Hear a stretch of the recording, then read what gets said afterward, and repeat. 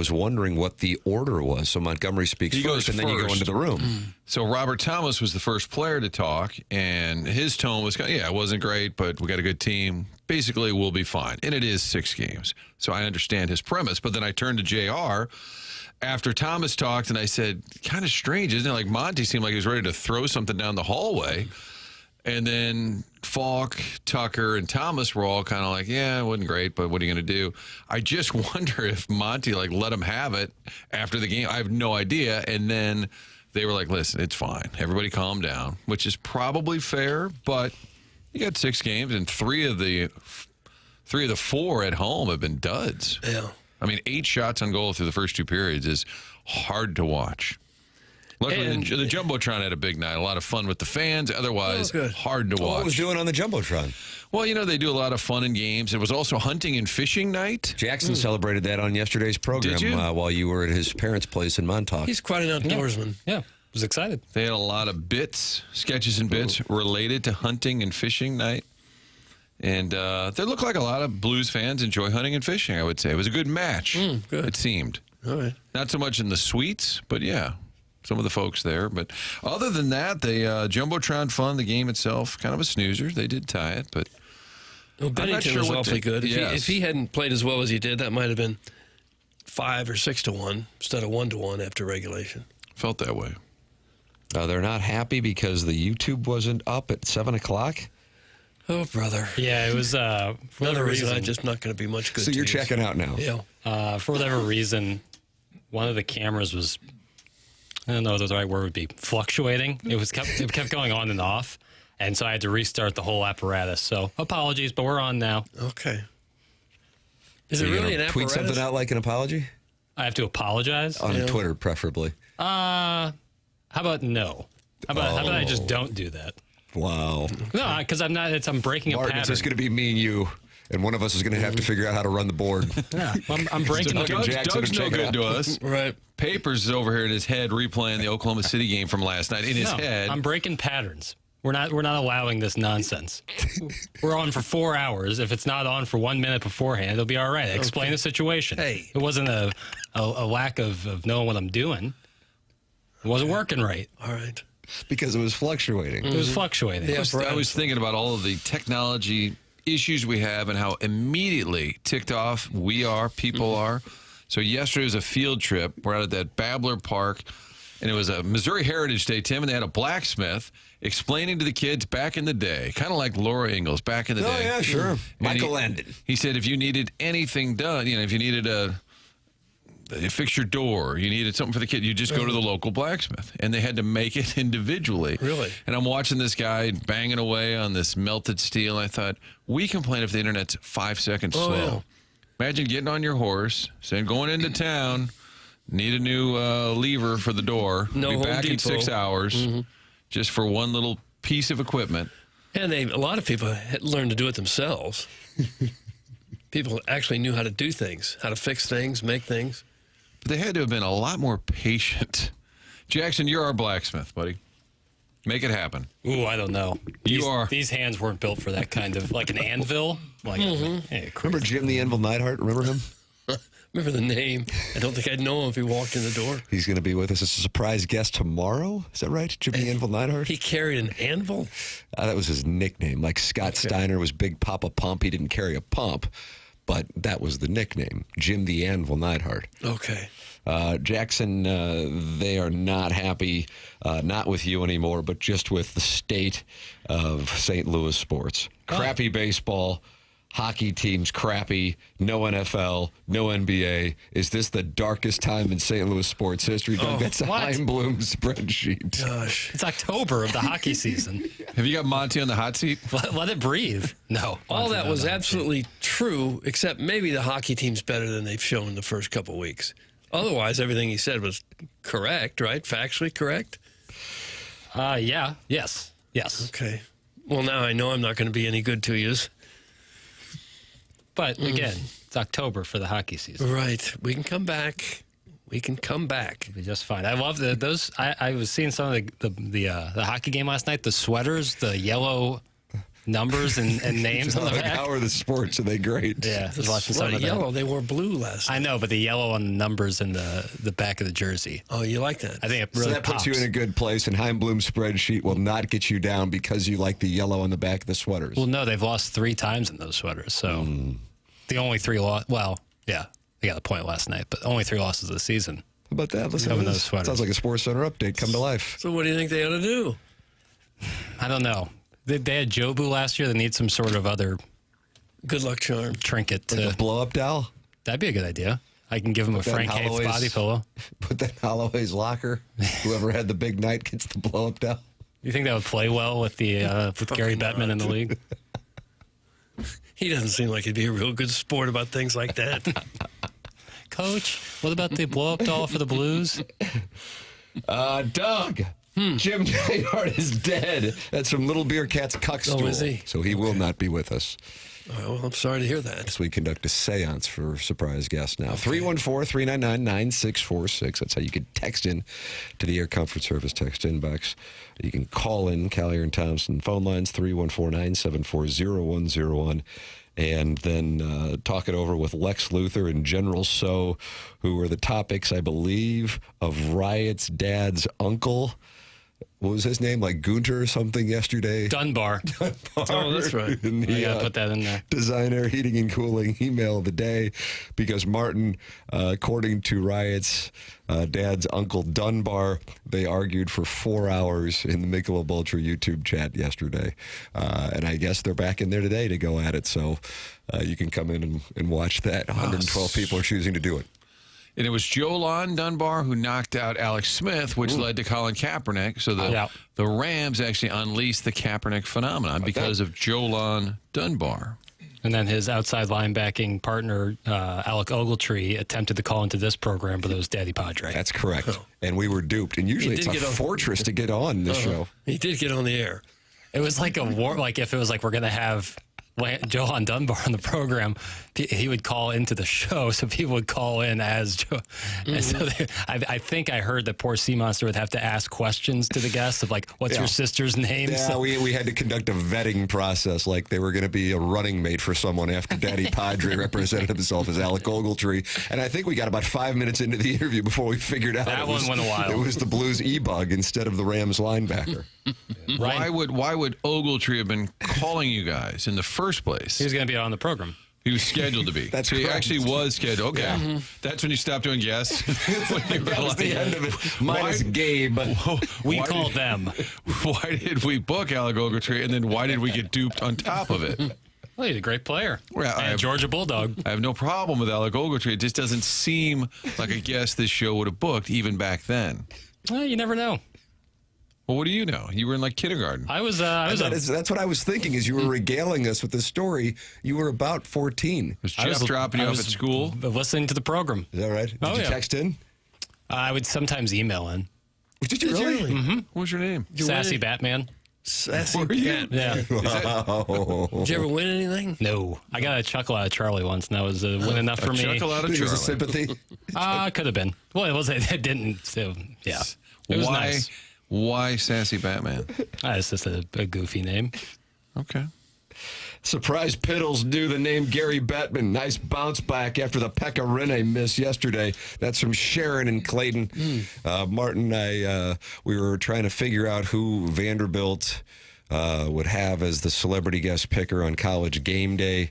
And I suggested Pekka Rinne, and Jackson thought I was naming an Italian dish or something like It's that. Italian cheese, pecorino cheese. Oh, yeah. I thought that's what he was talking about.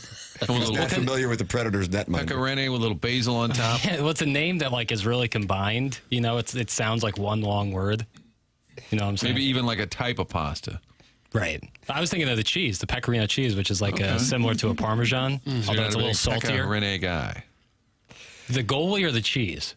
Into the cheese, indifferent on the goalie. Didn't know about the goalie's existence until about 23 hours ago. You know, it'd be Yeah, a great text inbox, much like Minute Bowl eligible, would be Pekka Rinne not. Now, I know Rennie's been in the headlines, so it's unfortunate I bring that up, but I think that might be a clever name, Pekka Rinne not. You're going to have to wait until the first week of November to have that name. Yeah, Okay. absolutely. I'm claiming it. Pekka Rinne Knott's Landing. Wow. William Doug, you are Devane. firing on all cylinders today. I'm back, Like a red fellas. knot. That's all it took. Knots Landing. And they lived in a cul-de-sac, Tim. Could have been like Yes, Kirkwood or something. that's And then they exactly were right. just hanging out. With a cardboard. William Devane. Daddy Padre now bringing us up to date on how he represented himself as former Rams and then became Giants linebacker, Martin. Alec Ogletree, I believe a Georgia Bulldog. It wasn't Sea Monster, it was Willie. And he was extremely bought in and thought I was the guy attempting to make tackles on Sundays. You guys were waiting and waiting for him as a guest to call in. So I figured, yep, I'll step in just like I do for the Blues from time to time. That's from Daddy Padre. So He there you go, doesn't Doug. step in. He doesn't. Did he ever call in? Ogletree. I believe he did. I don't recall it being the most engaging conversation. I was just writing him down as a surprise guest. I'm going to take that off the but list. they're good once they're done playing or once they've that's true. secured, I don't know, usually about $25 million, I think is when you're like, all right, I'll say whatever. But at the early stages of the career might be a spot where you mind your P's and Q's, so to speak. And that's why Daddy Padre's interview as Alec Ogletree was actually better than the Alec Ogletree interview itself. And he got it past Willie Springer, That's correct. who didn't show up for work once, a little bit late. We all just immediately assumed he was dead. Jesus. Alerting It's a his little mother. dark. His mother heard about it, and she became worried. We said, oh, Lord. They went and they woke Willie up. He was just overslept. Good news, Martin. Not only did Willie not pass away, but Chairman Steve is on the Callier and Thompson phone lines to give us some perspective this morning on a day when Doug is not going to be any good to us and Jackson is frustrated by the YouTube cameras fluctuating. Good morning, Chairman Steve. Okay. That's the kind of enthusiasm we need. Well, what is it? I got kudos for the Blues. I was at the game last night, and they did a nice little JK tribute. Nice to see him up in the rafters there. Martin talked with him. Papers was looking for the audio. I don't think it got posted yet. Shame on the two Fox. I shame all of them over there, including myself. I did talk to JK pregame. They did do the tribute. I would have to say it's a little awkward. I mean, the guy got fired, and then first 4 games of the home games of the season, he's back. A little weird how it timed out, but he said he's enjoying life in California. Definitely a different vibe. He said it's weird because he knows all the players, but he doesn't really know anybody in the building. You know, that is true when you work somewhere 21 years. Yeah. Hey, Bob, can you open that door for me? Hey, Bill, can I park my car here? But yeah, nice video tribute. Probably a Mike Caruso vehicle, if I had to guess. Generous executive, Mike Caruso. Probably was his doing. But How about this support you have, Chairman Steve? Brian Henshin, of course, covering the Super Bowl champion winning 2025 Indianapolis Colts, says it is a great day in caps when my guy Steve from Wildwood calls in. I love Hench. I want to go up there and have a nice dinner with him at St. Elmo's. Oh, you're going to drive all the way to Indianapolis for dinner? No, I mean I'd go up there and see a Colts game or something, or maybe I'll bring a pail up there with me. We'll Jackson, you want to go see the doo-doo man? Pacers. I'd like to go. I love going to Pacer games. Cambridge Fieldhouse. You been to St. Elmo's yet? No, that's the place with the shrimp cocktail that'll knock your socks off, right? Oh man, it'll clean out your sinuses. That's for sure. That horseradish. There. Right. It's good stuff. Don't put too much horseradish on it though. And then they got this cherry Coke drink with I think with bourbon. It's really good. It's good Sounds stuff. So is that a Roy Rogers? I don't know. What's a lime Ricky? I'm Ricky. I don't know that one. I don't know Seems that like an one. old school drink. Or something they do to you when you pass out. I know Doug's kind of out of it, but yeah, I got a problem with you, Doug. Oh. I want to explain something to you. Okay. You don't know pigskin like a lot of people, so Right. they run to the short side of the field. If you're running a power game, you want to run to the short side of the field because it's easier to block because you can use the sideline as an additional blocker. You know what I'm saying? No, you can't because a defensive player can go out of bounds and come back in. Well, why would he go out of bounds? He would avoid, Well, you say use it as a blocker. Who are you blocking? Well, what I'm saying is they have to, in order for them to tackle the runner, they have to stay in bounds, basically. I mean, if you go out of bounds, you're out of the play. So basically... And if the running back goes out of bounds, he's tackled. Are you going to keep interrupting me? Yes. Yes, I am. All right. So if you're pulling linemen to the sideline and you have less space to have to block, the defense has less space to fill gaps and try to tackle the guy. And we don't have, like, when they run like the sweeps and stuff, that's fine because they're using a speed runner. But Hardy's not like a speed runner. He's power. So you want to run to the short side so that there's less space for the defense to be blocked in. But there's also less space for the runner to run in. Okay, you're wrong, but whatever. I'm not wrong. That's absolutely right. There's less space for the runner to run in. All right. Well, why don't one of these real ball coaches call in and tell us that they run to the short side for that reason, and it's the right reason? We'll take calls from ball coaches. 314-974-0101. Opportunity for Gary Kornfeld to join us, Martin. Coach Kornfeld, frequent listener, should call it. Howard Richards believes they should move the hash marks to the NFL distances, kind of close those in, and then would open things up more. I go for that. Big time sports talk. But if that's why they run to the short side, why doesn't it work more often? You don't watch enough then, Doug. I'm kind of on Team Doug here, where you're not going to have much space, so there's less room for that back to get through. It sounds like it's an extra defender, not an extra blocker. Okay, you guys are wrong, but whatever. We're not wrong. Craig, would you say you guys should be bullying these hoes? That's how it was explained to me when I was coaching out in Eureka. The high school coach, who was very successful, explained it to me that way. That's why you want to run to the short side. He wanted us to run to the short side if we're running a power game. Now, if you're running a speed game, you'd probably run to the wide side, right, Doug? I would always want to go where my back's got a little bit more room to run. But what if your back is not as fast as the three linebackers who are chasing him? Well, then you're not going to win many games. You're in trouble. Yeah, you're out of luck completely. Then you can't run to the wide side. You got to run to the narrow side. No, the best tacklers on the field are the two sidelines. Okay. The best blocker, too. You run it up the middle 3 times in a row, then you punt. With Tavon Austin. Yeah, right up the middle. Jesus. Hey, diddle, right up the middle. I also saw, you guys were talking about the restaurant 15 yesterday.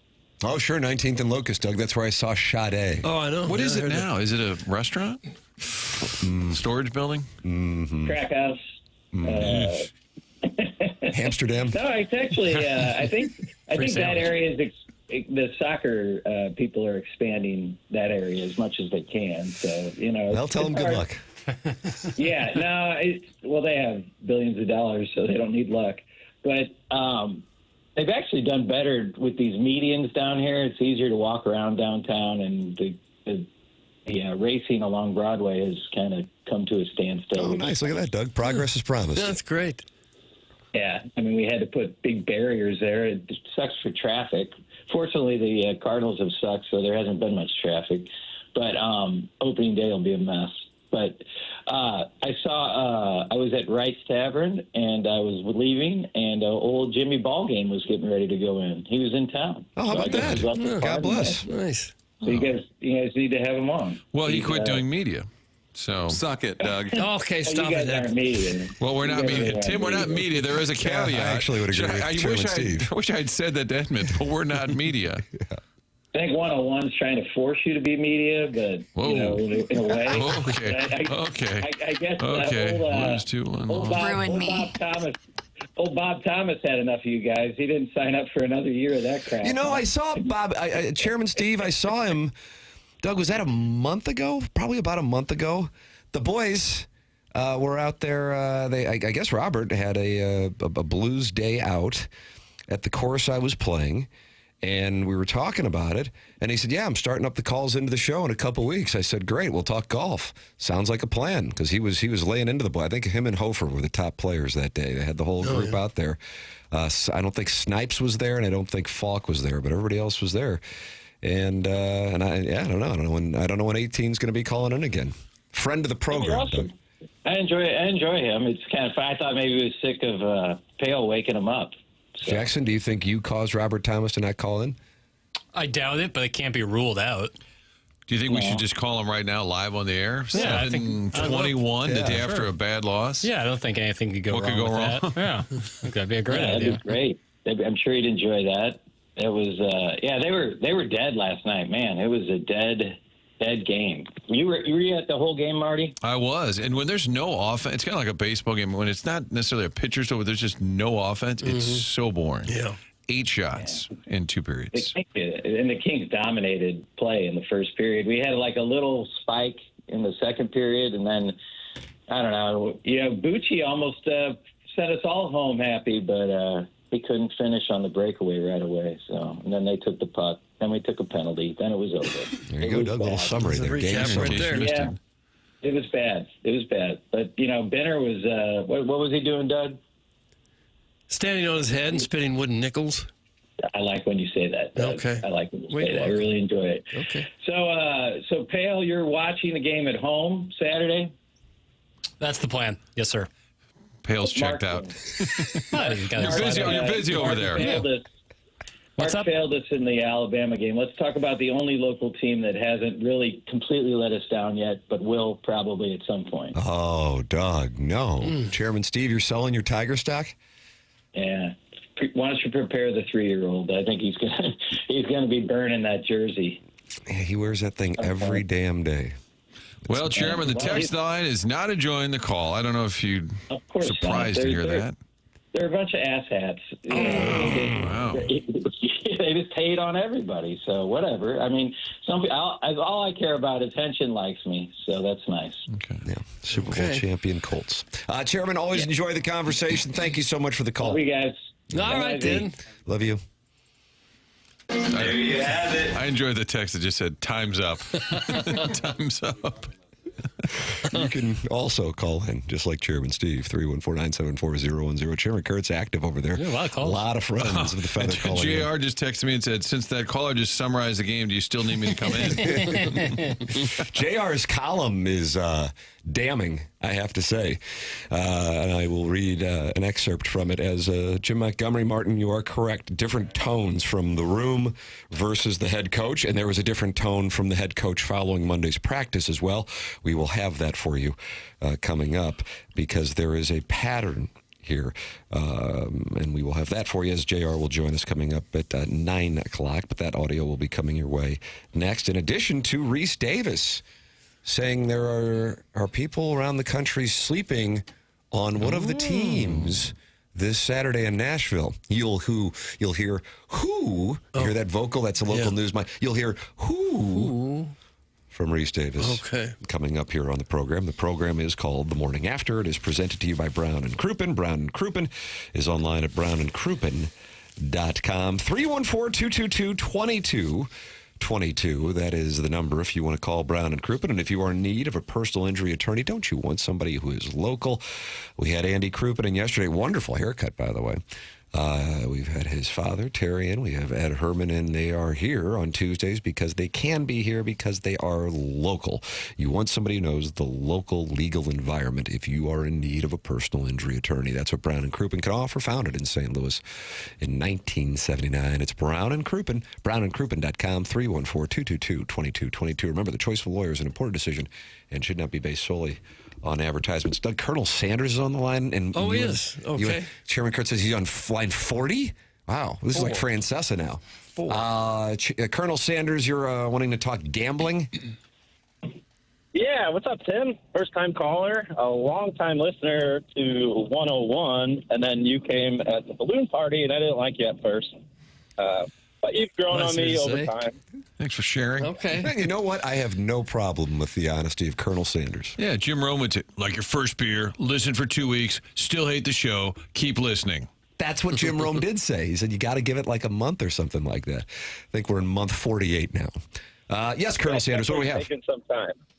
I was curious, though, Tim, with your expertise in gambling, I know that maybe not with your guys' podcast right now, but the future of Missouri with December 1st looming, I've been waiting for this, but as a rookie gambler, I'm kind of curious, like, what app and then any advice you'd have for the rookies out there, because I'd really like to start gambling.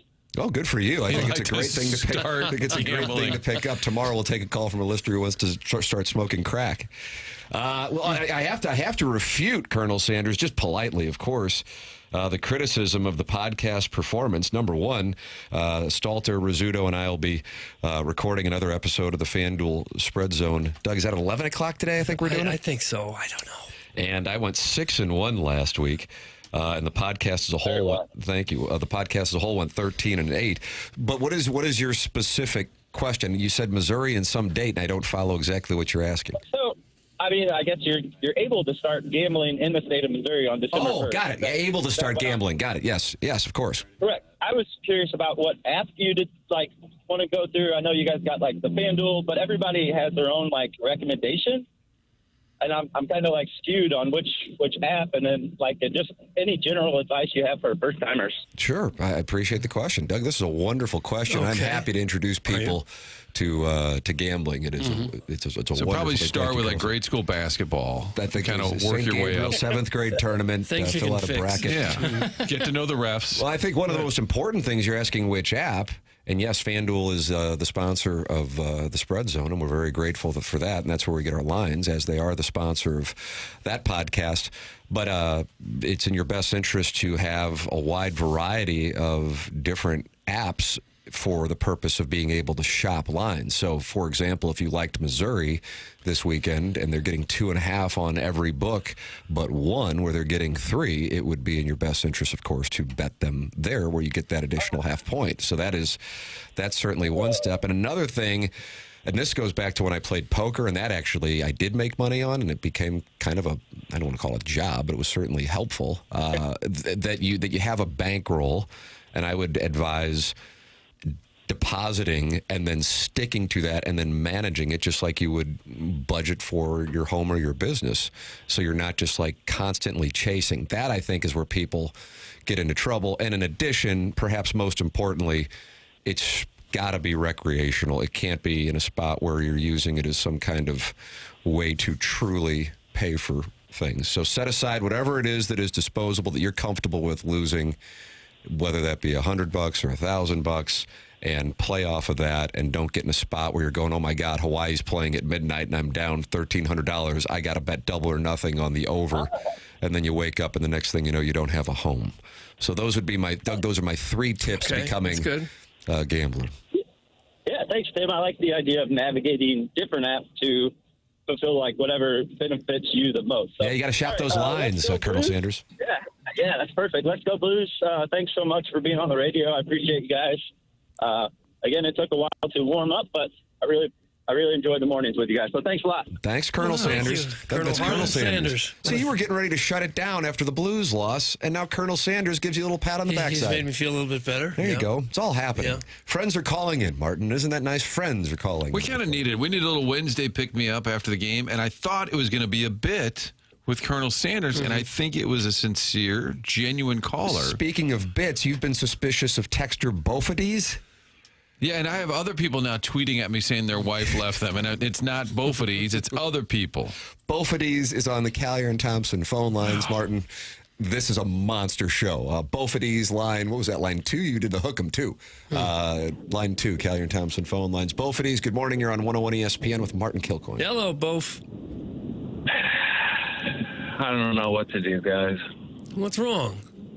Oh, well, she left me. She left me, Doug. Why?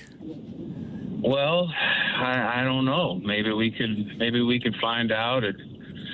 There's a good amount of reasons, I think, but I don't know. I think I have to do some inward searching. I thought she came back. Well, she came back, and then she left, and then I got married again, and then we've been married for about a month, and then she left me too. Do you guys know if they still do? Do they still do mail order brides? Do you know? I think they do. I believe so. What nation are you specifying? Maybe a nice woman from Laos or something like that. I believe I had a neighbor who might have gone that route. Is he available? Thank you so much, guys. Thank you so much for this nice words. I appreciate it so Offensive. much. I'd like to say for the record that's offensive. I like to distance myself other than me laughing. So I mean, this is a nice pick-me-up already. Like, do you have any advice for the next marriage I have? That would be my number 6 marriage, actually. Number 6. What's Larry King's record? Is it? I think he Joan went over Collins? 6. No. Joan Collins was up there. Elizabeth She's in Taylor, Martin? Elizabeth Billy Taylor. Bob went That's right, man. 5. Billy Bob Thornton? Yeah. Landman. Mickey Rooney had quite a few. Both of these, if you've had a little bit of a look inward, what are your faults? Well, where do I start? Let's see, some gambling issues, a little bit of, inattentiveness, I guess you could say. A laundry list of cheating. I mean, that doesn't even scratch the surface. Yeah. But is that enough, you think? Yeah, that'll do it. Well, Yeah. you must have some game to get 5 or 6 different gals to marry you. Well, it doesn't take much these days, honestly. Oh, is that right? Huh. Yeah. I mean, they just keep coming in. They just keep leaving. In the middle of the night, I wake up and they're just gone. The house is empty, and then I just wake up in the morning and tune into you guys and then text in. You get a prenup, or are you losing half of everything you have every time you get one of these divorces?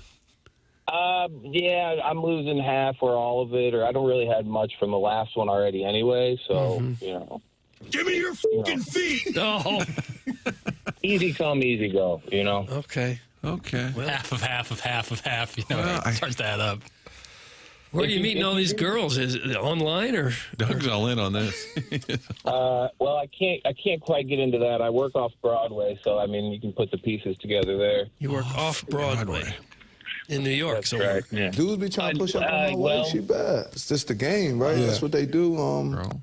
If you guys are able to find that hotline or whatever it is, if it is online, maybe the dark web for the mail order brides, if you could just maybe let me know, or I'll just. You want to text him the We'll look line? into that. But Yeah. would you expand beyond Laos?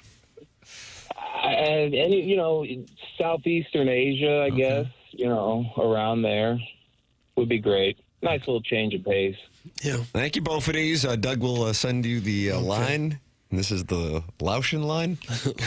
So we started with people that needed help with their gambling, Yeah, they soon to be wanted to get addiction, started and then we gambling. took marriage counseling calls. Correct, from a guy who's on his 6th divorce. We hashed out running to the short side of the field. I think everything about the show is great. That is a take. You're welcome to call in as well. Obviously, the filtering process is... Somebody just I'm said, enjoying the show. somebody just said, put Steve back on. Looster wants Steve back on. You're welcome to also email in the morning after at InsideSTL.com. I can see Buck Swope's already typing away after segment 1 here on the program. The morning after at InsideSTL.com. Design Air Heating and Cooling. And they're coming by here, Doug, I guess in 8 days for my furnace tune-up. Oh, good. And I'm looking forward to continuing to work with Design Air Heating and Cooling like I have for the last decade. Longest running sponsor on TMA. Get your furnace tuned up. Tell you what, I bet you're noticing it. A little colder now. Colder now. You want that furnace firing on all cylinders. When Design Air Heating and Cooling comes over to tune it up for the winter months, you know you are taken care of and you don't have to think about any potential problems. It's Design Air Heating and Cooling online at designairservice.com. Jeremy Rutherford in studio taking your 2 or 3 part questions. That's coming up at 9 o'clock on the Stiefel Dossier. Next, Jim Montgomery, not happy, and Jeremy Rutherford's column lays the foundation for this. The net began after yesterday's practice. And Reese Davis says the nation is overlooking one side in Missouri versus Vanderbilt on Saturday at 2:30. We will have that for you, too. That's coming up next on the program. It is called TMA. It's presented to you by Brian and Crouppen on 101 ESPN and the TMA STL YouTube channel.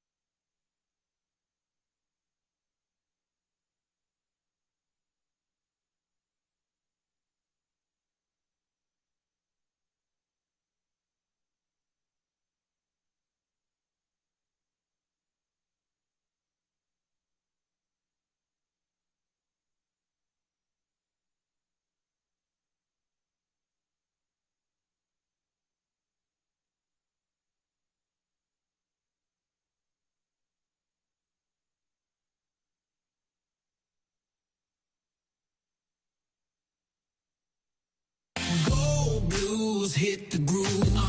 Joker's got the vibe, let's bust a move. Thomas on the ice, we'll take the prize. Beat the Jets to the cup, we rise.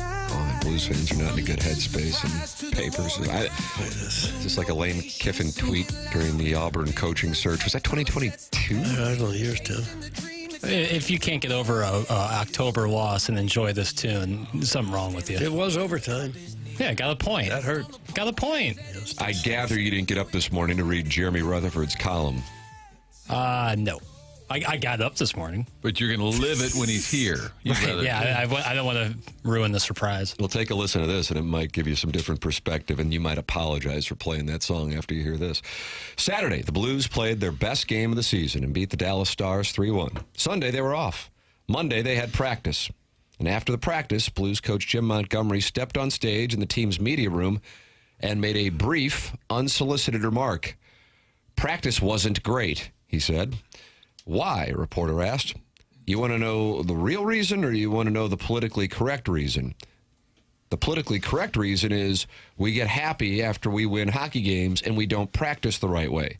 The real reason, a reporter asked. I'm not telling. Montgomery held firm Monday, but just one day later he would say a lot more, and it was telling. Jackson, here is Jim Montgomery saying a lot more following last night's overtime loss to the Kings. I would just like to see more one-on-one battles. I would like to see us play faster. I'd like to see us play firmer in confrontational areas, whether that's net fronts, it's battles on walls. Like LA Kings were a desperate hockey team coming in here. I think they had lost 3 straight and 1 in overtime, so it looks like they lost 4 straight. And this is the National Hockey League. Teams are going to be desperate, and we didn't match their desperation. Do you have the soundbite where he talks about it's disappointing?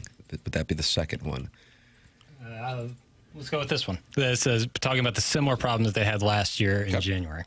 It's the same thing as last year. We're going through the exact same thing as last January. And we're going to have to get it changed. And we're going to have to go to work all together. That's how you gain consistency, is through communication. It's by players holding players accountable, coaches holding players accountable, players holding coaches accountable. We're not getting the job done right now with our consistency, with effort and execution. And we have to demand more of each other. In addition, he said it's disappointing that we don't start on time. We didn't come close to executing the game plan. We're going to have to change things up and do things different because the intensity that we started the game with, it was not there. It was lacking, and we need to find more consistency with how we play. Blues coach certainly not happy, which, Martin, as you observed, was a different tone in the room. The tone in the room was, we know we got a good hockey team, and we'll be fine. Yeah, I think, in fact, Robert Thomas said maybe a couple of different times, this is a good team. In other words, we're not going to talk ourselves into being a bad team. Like, we're struggling right now. But Monty, and I was trying to just get different angles other than he was pissed. And I said, what would that game look like without Jordan Bennington? Instead of saying, Coach, talk about Bennington. I was kind of trying to walk him down that. He said, it would have been about 2-0 and then 3-0. What else? And I was like, that wasn't really a soundbite. Yeah. But he answered the question. He did. He said it would have been a 2-0 after the first period and about 3 or 4-0 after the second period. Yeah, that's true. 3 shots in the second period and then 15 minutes without one. Hello. I noticed a lack of aggressiveness right there at the end of the game. Maybe it was a small thing, but they had the puck at about center ice with about 17, 18 seconds to go. And I thought, well, maybe they got one more shot. And Joey Vitale even said it on the broadcast, time for one more rush. And instead of going for it, they just backed up and waited for the clock to run out to end the game. Again, probably a minor thing, and they probably wouldn't have scored. But I think it might speak to the fact that they're just not either confident or aggressive enough right now to go for it whenever they got the chance to. Yeah, and fans didn't boo, but I could tell in that moment they were sort of rumbling a little bit like, oh, what, that's it? Oh, really? Yeah, we're just going to back off? I understand you're thinking, boy, we haven't played well. We're going to still get a point. We're guaranteed when we get to overtime, we'll get the point. But I think you're right. I think there's enough time to kind of go that direction and probably not enough time for them to return down ice. So I was surprised as well. That non-ling, Martin, who worked on the program for a couple of years with producer Joe, they were in their own union, the International Brotherhood of Nitwits, DBA IBON, texted me this morning. And Doug, this guy, whereas you're a ball knower, And you challenge Stephen Wildwood on the short side of the field. The nonling is a puck knower. And he texted me the following. With regard to the Blues, there's something about this mix of players, and a single-digit minute defensive pairing obviously is a huge issue. They do not have a fifth NHL defenseman at the moment in the system or anywhere. The bottom pair's time on ice being less than 10 minutes, just not a long-term indicator of success. And it's kind of un-Armstrong-like to not have better depth there, or at least an NHL quality veteran. And I asked him what he thought happened that the Blues are in this position. Mayu was not in there last night. Numbers game at the end, forward end, not being able to move Joseph or Texia maybe, just so unlike him to rely on three unproven guys for two spots. Like Mayu is a long play, but his short term was unknown. Tucker had started to settle in, then he got hurt. Kessel lost his third pairing job a year before. So those are the domino effects that are playing a role on the defensive end for the Blues at this early stage of the season. I'd say it's been going on for a couple of years. It's Ryan Suter's 40-something was brought in, I think, just to kind of be patchwork, and then they started leaning on him even more. The Fowler trade was not only a great trade, but almost out of necessity. And you see the Bolduc trade surprised people, but I think, again, they're trying to find some defensemen. So I agree that they're a little thin in that area. And you notice also on the younger side, Snugger, who didn't play much late in the game, and basically and Montgomery kind of called him out. Yes, he did, man. He went after him. Do you happen to have that papers? Here is give me one more. I got it. Okay. He played less than 10 minutes the whole game, 10 minutes of ice time. But I think he only had one shift in the third period. And Jim Montgomery was asked about it. Here's what he had to say. Wasn't skating tonight, wasn't checking, so I didn't think it was his night. That was it. Sometimes Monty will do that. He'll give you a real short answer, and you're not sure if he's done, but he's done. Here, I got another one just like that, where he talks about how to get out of this, how to get out of these issues. Oh, I'd like to hear that. I think a change in attitude of everybody thinking for the team instead of where their role was and where their own situation might be. Doug, it's we, not me. Okay. Front of the jersey, not the back of the jersey. I got it. Monty sucks. His tactics suck, and his attitude sucks. Hey. I'm not even a hockey fan, and I can see this, but the soft St. Louis media won't criticize the coach. It's Mayhew's fault. Doug, the media in this town is off. Now we're talking. Now we're talking. Now we're meat and potatoes. Well, now we're populist rhetoric. Now we're doing our dance. Let's go get them. If the Mayu trade doesn't work out, that's going to be a big L, big loss, because Bolduc was a talented goal scorer. And they're not scoring much at all right now. Why do you say that? And because they don't score many goals. And to get, right now, nothing in return for a 20-goal-a-year guy or more, that's a big subtraction from your roster. Maybe Mayu's a good player a year or two from now. Right now, he can't get on the ice. Gee, only 76 games left to go of this crap. It's from Heim Bloom's spreadsheet. He's exhausted.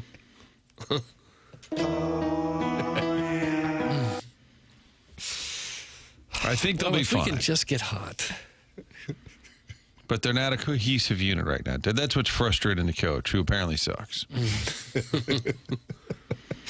Martin, they hate everything. Your eyes conveyed exhaustion, even with just one. Everybody sucks. Jackson, who doesn't suck? You guys. Oh my gosh! Thank you, Fred. That was exactly. That's why he's got the C on his sweater. You guys don't suck. Papers is the best, and here's why. I looked at the dossier. Sometimes I scroll ahead early, 4 a.m., give it a good look. Sometimes I scroll mid-show. Sure. I can't wait for segment 8.3, which probably should be in, at about 8:45. We'll hit it about 9:45. That's right. But it's called Goofball Corner. It's just called Goofball Corner. Yeah. And I'm looking forward to that. Thank you for the headlines, the headings, because it makes me laugh. Is that in the same genre as Bitterman's Roundtable? A little bit. Bitterman's Roundtable is taking on a new life with college football coaches because people on Twitter now have influenced the boosters, so they have to answer to that nonsense. And so Bitterman's Roundtable has only gotten more bitter, I would say. And then the early stink watch is at about 10-2 every day. Yeah, gambling. There's not much stink out there this weekend. Speaking of the coaching, Carousel, Power Mizzou, the Colonel, had a quote tweet. and it is rather interesting. This was outstanding. This was the Colonel at about 5:30 in the morning. That's when he's at his best. I don't follow Gators Network. Doug, do you follow Gators? Of course, yes. Network. But Power Mizzou quote tweeted Gators Network. Of course, Florida looking for a football coach. And Gators Network says, update in all caps. Missouri head coach Elijah Drinkwitz and family. And Louisville head coach Jeff Brom. Except they call them Jeff Bohm. They left the R out. Alec Bohm. But they got the Elijah part right, and then they left the R out of Jeff Brom. This is a quote, continue to come up in conversations with industry sources. I don't know what that even means, because it's not like Florida people are telling me, regarding Florida's vacant head coach position. Okay, so this is from Gator Network, right? You're reading this, but except it's not. Yep. And then they source it, which is what you learn in journalism school. CYA, Martin. That's what Greeley Kyle taught us. Cover your ass. Always give a source. Well, Greeley, here you go. Gators Network sends out this tweet, so now Missouri fans are probably going, oh, boy, Eli's in conversations. Is it regarding the head coaching position, according to Bleacher Report's Joseph Zucker.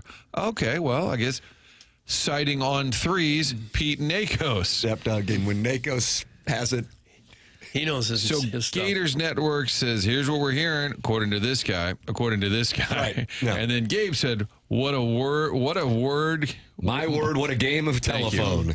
This tweet was a journey. Yeah. A journalism victory! Yeah! Well, that's a nice drop. And then there. it gets all the fans talking and worried about it. And then the media almost has to ask the coach something about it because that's what the fans are talking about. There's that sacrificial lamb who asks the question on the Monday or Tuesday presser, and the coach then gets to scold him. Yep. Yeah, he gets lit up, and the coach has to deal with everybody asking him that. The whole thing is a nightmare, I'm sure, for coaches everywhere. But how do you send that tweet out even into? Because according to that actually sums it up. Right. They want engagement. Right. I want to know what the end game is. What is the end game on engagement? Money. But like just people looking for attention, I think. But that's what I'm wondering. Because I realize that you would think the answer to that is money, but there isn't money in that. There isn't. Right. There isn't. Gabe can't do that. No. Martin can't do that. You can't, but that's because there's a track record of success and an actual job. Someone is paying Martin, obviously, and Gabe has built a business where he has subscribers, so you can't damage your credibility with that. But our industry over the last, and I don't know how many years it's been, where this crap just goes on, and then because they're usually done from either people who aren't really in the industries, but Doug, rather, would you describe them as barnacles on the hull of the industry, of the ship that is already, I'll accept it, yes, already taking on water as revenue declines, that I go, so I do think it actually is what you said. Attention. Looking for attention. Yeah. Self-importance. Yeah. Look at me. Ha ha. You can talk to your friends and say, hey, I got 500 likes on that. Huh? Except that's it. Works, right? That's it. I don't get it. Like, there's other things to do. It's possible for someone with no connection at all to the teams to make a tweet and to have it go nationwide and to have people talk about it all over the country just because you came up with something in your basement. It's possible to do that. Continues to come up in conversations with industry sources.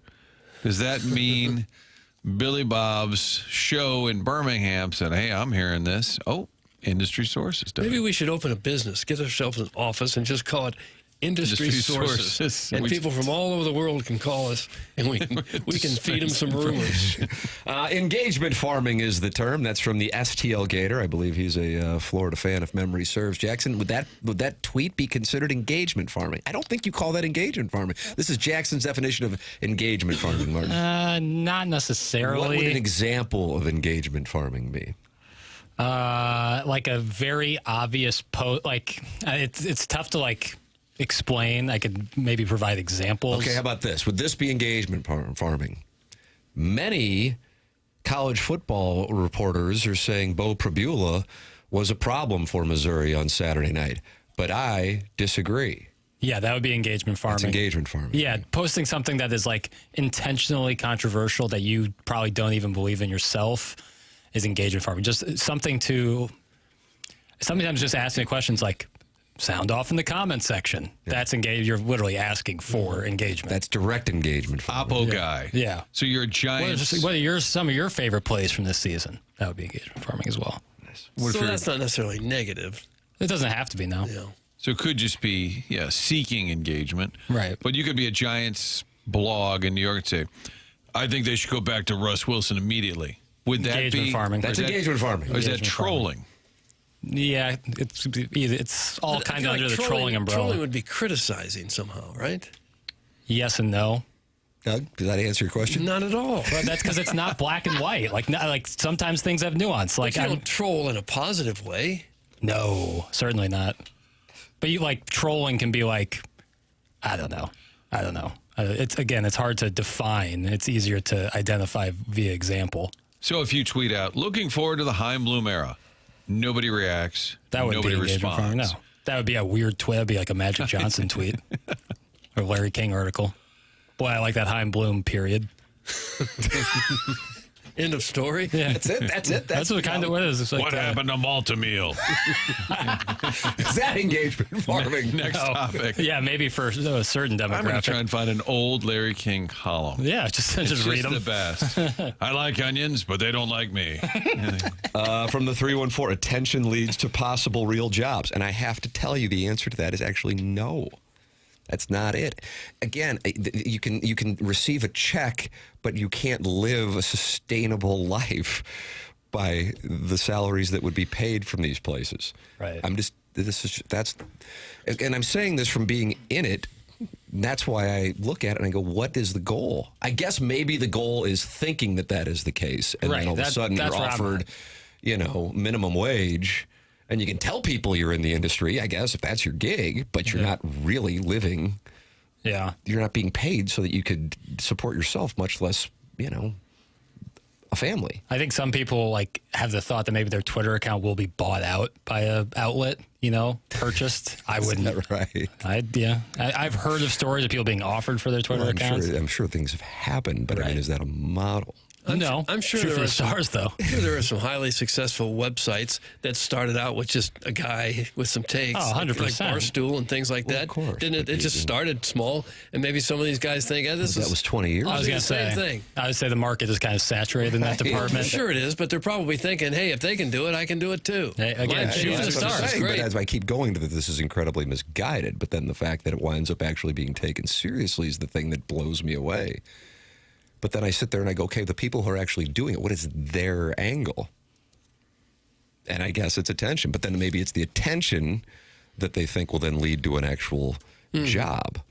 Yeah. I think that's not going to happen. I think it's the thought process, but again, misguided, albeit. You're welcome to give your theories, 314-399-9646. That's how you can text into the Air Comfort Service text inbox. You're welcome to call in as well. Some wonderful phone calls to start the program this morning. Doug, we had Chairman Steve, we had Colonel Sanders, and then who's the third? Bofides, yeah. Mm-hmm. Calling in, 314-974-0101. That is how you can get involved via the phone lines. And, of course, you can talk it over with other TMA listeners in the Michelob Ultra YouTube chat, youtube.com/TMASTL. The Bart Miller Experience writes, I like when Jackson speaks in riddles. Do you speak in riddles? I don't try to. I don't try to. It's some things are like... They're just hard to explain necessarily. Engagement farming being one of them. It's like it's using it's being deceptive on purpose. It's knowing what you're doing and putting it out there so people will respond. Sometimes you leave out a fact for something and then give this half-cocked take, and then people will respond because you've purposely left out a piece of information that shapes your take. When you speak in these riddles and parables, are you hoping that we start calling you Aesop Burkett? No, I'm hoping to get purchased by On3. I want my Twitter account to be purchased by rivals. Nice. Try and get that going. And then that's when I move onto the beach and don't have to worry about it. What beach, boy? What beach? That's a good question. Atlantic is warmer, so I'd probably go Atlantic side. Well, would you? Well, yeah, I like to swim. I really like to boogie board. So anywhere I could get some good waves. All right. Yeah. So Florida for year-round warmth? So you can boogie board. Yeah, maybe South Carolina. I really like South Carolina. Hilton Head. Hilton Head, Kiowa. What was there? But you don't like Beamer. Don't like Beamer So or you do this- Dabo. I don't like Yeah, it's either gonna of be their tough for you. head football. No, it's fine. I'll represent Missouri. Bring a flag out on the beach. The real Columbia. That's right. The real Columbia Mayor's Cup. Whatever Dick Clark takes every day, please send me some. I found some old Larry King columns. ABC's Life Goes On is television at its best. That was with the great Patty LaPone, who will join us coming up in the 10 o'clock hour. The most underutilized player in the NFL this year was Washington's Desmond Howard. Then it just goes ... Tony Kornheiser, WTEM in Washington is the best radio sports talk show I've ever heard. My spies tell me Barry Levinson's new TV series Homicide's a winner. Remember when Bernie... These are wonderful columns. Bernie Hell Miklasz has no used to have- fury like a critic criticized. Bernie Miklasz used to have Bernie's Bits. Yeah. And you couldn't help but read it. The bits were great. Bernie bits were a Saturday morning tradition. And then they had the calm down list. And he would tell people to calm down. It could be the special teams coach. I was in there one week. What were you upset about? He said Fox 2 staffer, and it was a joke because he told me he was going to do it. But he said Kilcoyne fires off emails to the staff at all hours or something like that, and it was not true. But he said he stopped doing the calm down list. We could call him and ask him. Because he put Frank in there, and Frank's mom got upset.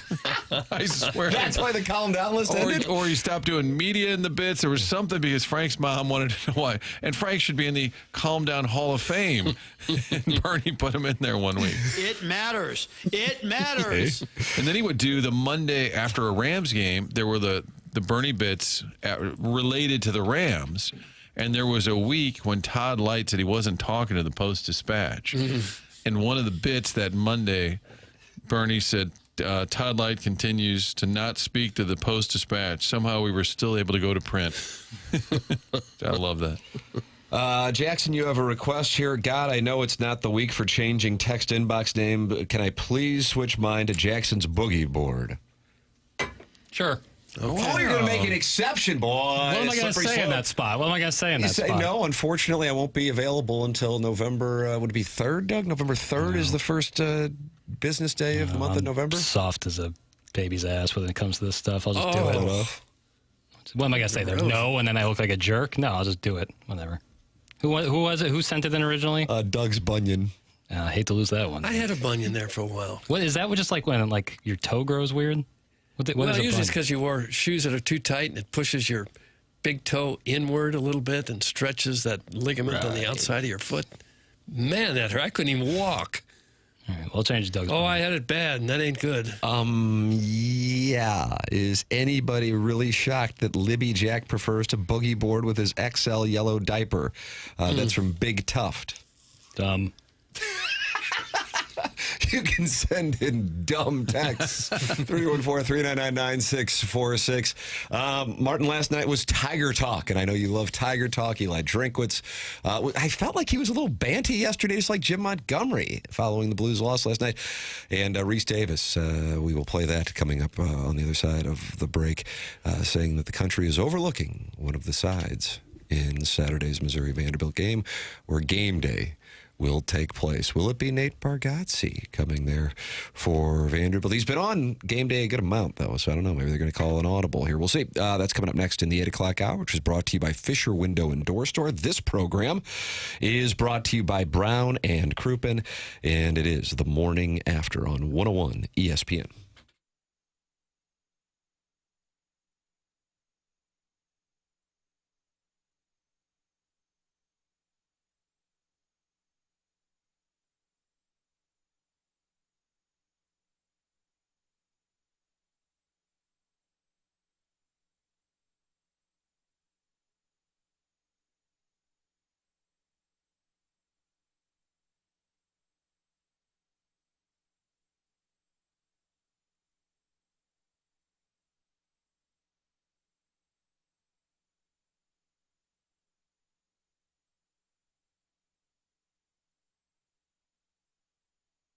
My wife and I have been talking about going to Scotland for years. That's where her family's history and tradition, it all began in Scotland. I said, we're going to do it this summer. Looking forward to this, and you can come along with us leaving on June 15th, going to wonderful, spectacular Scotland. You've seen pictures and videos over the years. Maybe you watched the British Open and said, man, that place looks so cool. Well, how about this? We're going to go to all the big cities, Edinburgh and Glasgow, but also check out all of the beautiful landscape, going to the Orkney Islands. I've started to Google these places, just beautiful. The Isle of Skye, cruising on the lovely Loch Ness, checking out the Highlands. Looking forward to this. I was kidding last night. I tweeted that we might just bring papers along, pack them in my luggage, sit around the whiskey distillery, telling some TMA stories. It's going to be a blast. Looking forward to that experience with you, the listener. You can find out more how Colette will handle all the details for you, the flights, the meals, the hotels, all those local experiences. It really is going to be a trip of a lifetime. You got time to plan this out. It's next summer, June 15th.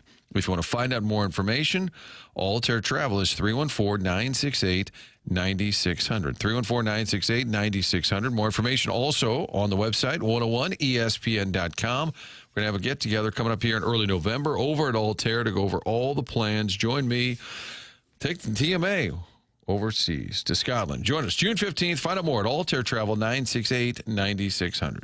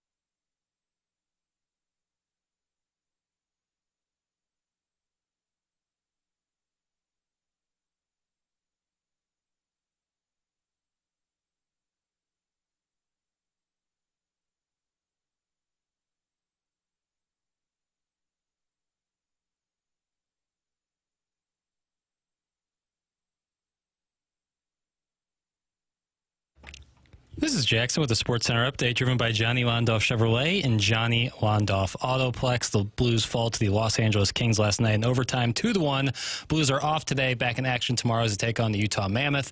It's going to be right here on 101 ESPN. Pre-game at 7, puck drop at 8 p.m. That was another Sports Center update, driven by Johnny Londoff Chevrolet and Johnny Londoff Autoplex. See them at londoff.com. Chevy, together we drive. Are you kidding me?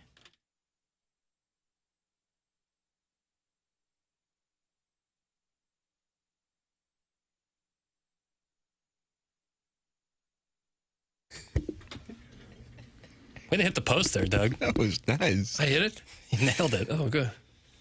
Jackson, you cutting remixes now? When he said it yesterday, I immediately wrote it down in my notes. I got it. And you cut a remix. Yeah, well, Doug. Look at this guy. Doug setting it up like that. I can't pass on the opportunity. You like this jazz? I can hardly hear it.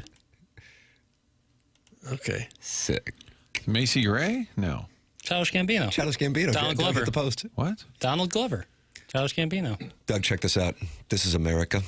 This is America. If you watch the show Community, played Troy. He wrote for the show 30 Rock. Think about it. Oh. Anybody thinking about it? That clears it up. The show Atlanta, which is a modern classic. You watch all these shows, do you? Community, I for sure watched. Atlanta, for sure watched. Not that much 30 Rock. There it is. Okay. You ever been to 30 Rockefeller Center? Done the ice skating? I have. All that? Years and I have years as well. ago. Have you? It's pretty cool, yeah. Really, really cool. You did the ice skating? I didn't do any ice skating. Like you were doing a penalty kill? Yeah. Penalty kill. That's where, clear the puck. There's no icing in a penalty kill. There's no icing, Martin. That's the thing. So you take, when you get the puck, you just send it on down. Cousin John and I were in the lobby of 30 Rock. Was that 1990? I think it was 1990 because I just graduated from St. Gabriel's. Pre-Seinfeld? And no Seinfeld's on, but we saw Tom Brokaw. He walked by in the lobby. Why does that sound like you're... Imus? Don Imus. That's fair. Which is my favorite of your impression. I think I enjoyed that one as well. What's wrong?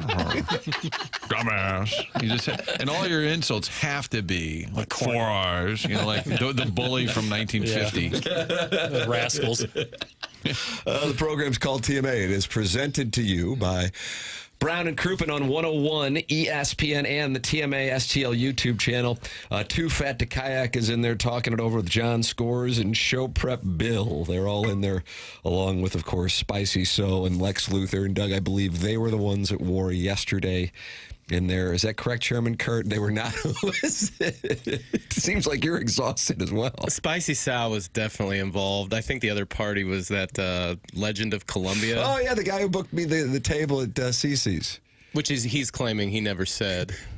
Jackson's got the audio. I know Jackson has the audio of Reese Davis, Doug. Okay. Is this the College Game Day podcast, Jackson, where this comes from? No, if I had to guess, I believe this came from Reese Davis sending in something to the Missouri Journalism School. I think that's... I'm sorry? Because John Anderson is a part of the Missouri J School. Yeah, he is. And once you hear the audio, I think, and this came from the Tiger Kickoff Show, which is a student-run kind of Missouri podcast, and all those guys are journalism students. So that's where I think, and they tweeted it out. So this is where I think this audio comes from. I was wondering because I listened to the College Game Day podcast, and I was thinking to myself, I had not seen them with an episode this week, and I must have missed them previewing the weekend's games. That would explain it. All right, let's take a listen here. I had to come into ESPN headquarters to do the College Football Playoff Top 25 ranking show, despite the fact that we're a couple of weeks away from rankings. Walking by this board of catchphrases made me think of my friend John Anderson, which makes me think of what's coming up on Saturday, College Game Day, going to Vanderbilt for Missouri and Vanderbilt. And there's so much talk, and deservedly so, about Diego Pavia and Clark Lee and Vanderbilt rising from nowhere. Poor old Missouri. Oh, I just hope Missouri, with that great running attack and dual threat quarterback and demons coming off the edge, I hope they can just find a way to get a first down on Saturday. Coach Drink, understated as always. I mean, what in the world do we think? I mean, Missouri, they're just going to show up and be fodder, right? I don't think so. I think the Tigers are real. Vanderbilt is too. It's going to be a great game. But I believe your Missouri Tigers are in the mix. Look forward to seeing you guys on Saturday. Yeah. So he probably was directing it to John Anderson there, clearly. Yeah. All right. Now I understand the context. I was thinking that Reese Davis was saying on the College Game Day podcast, where he did pick Missouri to beat Alabama, even though he is a Roll Tide grad, that the country was overlooking Missouri in this conversation and not Vanderbilt, which would be historically counterintuitive to say that Vanderbilt was getting all the credit. But he's playing to the Missouri audience. I believe that's the case. So I follow that. All right. And I'm not a Tiger nationalist, but I do think a Mizzou fan this week would be like, oh, great, we're in a huge game, but it's all about Vandy. It does seem like they're the little darlings here. I think it's the better place to be, honestly. I think it's better to spoil the party. Yeah, crash the party as opposed to. Eli Drinkwitz was asked about that in Game Day being in Nashville. First time in 11 years, he said, that Missouri has been a Game Day subject opponent, because in 2010, so 15 years, the last time Missouri hosted it. So, Doug, would that have been 2014? I just don't know the years. I wish I wonder did. who that was for. I wonder what game that was for. Do you know, Sherman? I feel like you might Georgia, be the person to know. Georgia came through Columbia and beat them that year. Beat them bad. And then Missouri still won the SEC East. But here is Eli Drinkwitz when asked about Game Day being on site for Missouri Vanderbilt. College Game Day is coming to a Mizzou game for the first time in 11 years. They've only covered Mizzou 6 times. I'm curious, does that amplify the stage itself at all? Or does that change anything in preparation or make the game even bigger? Is it in First Bank Stadium? I'm not sure where it is this week. Doesn't affect anything then for us. We're the road team. So we'll show up, we'll go to the visitors' locker room, we'll walk out on the field and play the game. Whatever else they got for their fans there is up to them, but it doesn't affect us. I don't even think they want to talk to us. Would he be on the show? Or is it only the home team? I would say they would likely have Clark Lee on, and he'll be on set. They did that with Kirby Smart last week when they were in Athens, and they were playing at 2:30 against Ole Miss. The 11 o'clock game, so I would imagine it will either be Kiffin or Venables. Yeah, I think they already have it out. Oh, well, there you go. Would be who I would imagine they'll have walking around on the field. Martin, they do that. They did that with Drinkwitz for the 11 o'clock Missouri-Alabama game. It would be kind of fun because Drinkwitz would love to troll that crowd. Not happening. But I think he's going to play that card to his team all week, too. It's all about Vandy. They don't care about us. They won't even talk about us. It's all about them. I could see that being the theme. Drinkwitz, is it 5-0 against Vandy? Yeah, I would bet Lane is being talked to on the field in Norman. Yeah. Although I would love it if he was being talked to on the field, I think. Or no, he was being talked to like where they were staying. Yeah, right. Last week in Athens. Yeah. I would prefer it, honestly, though, to be talking on the field with Hugh Freeze at 11:45 for his 11:45 get ready for Fayetteville. Yeah, against Petrino. That would be, I think, must-see TV, as Hugh Freeze really wants that vote of confidence from his AD. Did that dumbass journalist really not know where the Commodores play? That's from the 636. That's rude. That'd be rude. Well, what was it? Let me hear that. The drink talks about is it in First Bank Stadium. I think he was asking if game day is going to actually be in the stadium as opposed to out on, like, at the Quad in Columbia or something like that. Right, here. I'll play that part one more time. Make the game even bigger? Is it in First Bank Stadium? I'm not sure where it is this week. Doesn't affect anything then for us. We're the road team. Yeah, I think you're right. He kind of deadpanned his answer. Last loss to Vandy, 2019. I feel like that's when Barry Odom was done. Yeah. When they lost that game. Could it have been for at South Carolina? Maybe at Texas A&M? Could have been for the SEC championship game. That's true as well. Are you talking about 2014? Yeah. September 27th. So Game at day was South Carolina. at the South Carolina game. Got it. W for the Missouri Tigers. Okay. Pre-Beamer. Yeah, who had been coaching? Guys, the guest kicker has to be Dirks Bentley. He went to Vanderbilt, and his dad played football and basketball at the Zoo. That's from 314. Is that right? Dirks Bentley's dad played? I was unaware of that. Dirks Bentley did go to Vanderbilt. I know that. A lot of Vanderbilt fans are hoping it'll be Dirks Bentley. Also talk of Chris Stapleton, Nate Bergazzi, who I talked about and saw. Martin made reference to this in the 10 o'clock hour yesterday. Friend of the program, Greg Warren, was here. He was in the hallway talking to Rafe from the Riz Show. And I said, hey, you think there's any chance that Nate, who he's touring with, and they're playing Chicago on Thursday and Friday night, And then Cincinnati on Saturday night, you think there's any chance that Nate will be the guest picker for the game? Greg, huge Missouri guy. Nate, Vanderbilt alum. And he goes, God, that would be great. And I said, they'll fly the ESPN Game Day PJ in there for him. Shoot down to Chicago, Nashville, probably no more than like an hour. And then hop right back up in the air and go to Cincinnati for the show that night. And he goes, if he's doing that, I'm in. All day. That's when Greg also told me, and I said this in the 10 o'clock hour, that he is doing the Tonight Show for the first time ever. How about that? Wow, good for him. Yeah. I'm so fired up. I'm so damn happy for him. That's awesome. Yeah. Fellow pioneer, Doug. He is Pioneer indeed. Yeah. Yeah. He and his dad both in the Kirkwood Hall of Fame. Look at that. How about Krusty J. Cutler? Pat and him would be great together. That's from Chunk and the Chuck. Jay Cutler is the college game day picker. That'd be cool. I would like that. I don't think it'll happen. Cutler's I see him as a guy who's kind of okay not being in the spotlight anymore. Well, when he is, it's usually not good. Right. Of late. Oh, Dirk Bentley wears the cowboy hat, pulled down real low. Is that the other guy, the other country guy? Who's that? That's most of them, I think. I was just kidding. They all wear their hats pulled low. Guys, I think Al Gore is a live bet. He's an alum of Vandy. That's from Tim's Toothless Bottom Boy. Doug, will the former vice president be picking games? The inventor of the internet. And will he be on set? No. On Saturday. They'll get some big country star. You guys want to take a guess on Al Gore's age? Did you say Al Gore's age? I'll say... I was going to say 77, so you can say 78. I was going to say 78. He might be older than that. Might even Did you say 77? You're damn right I did. He's 77. Doggone it. I'm in awe of myself. Does that come off wrong? Yes. Too bad absolutely no one watches The Tonight Show anymore. It's America in the Central West End. Fighting back tears. He's fighting back tears? That's what it sounded like. Tonight Show, of course, with Jimmy Fallon. Right. That's correct. Well, they don't watch as much as they once did, but I think they pretty still big on get some YouTube. viewers. YouTube is where I think the future of late night is.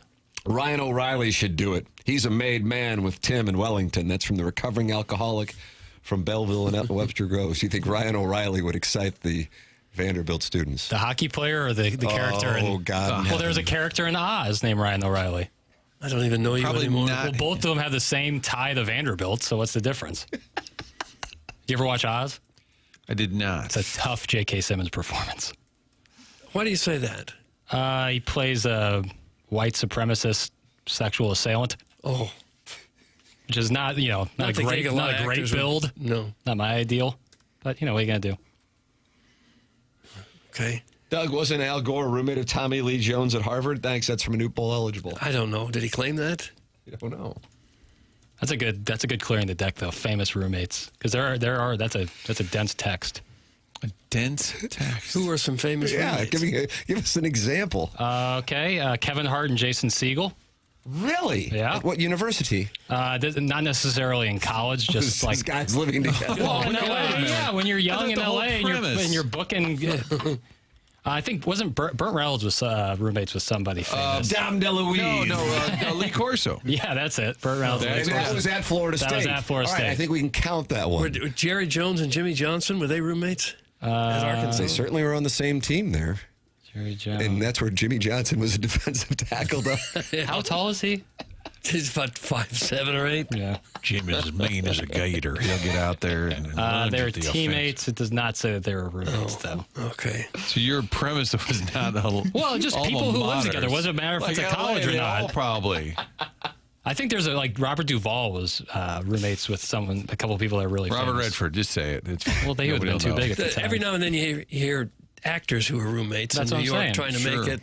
Yeah, I think that's cool. Expensive. Oh, okay. Robert Duvall's famous roommates were Gene Hackman and Dustin Hoffman. Not good enough. Yeah, come on. Sorry that they were in college. Not funny.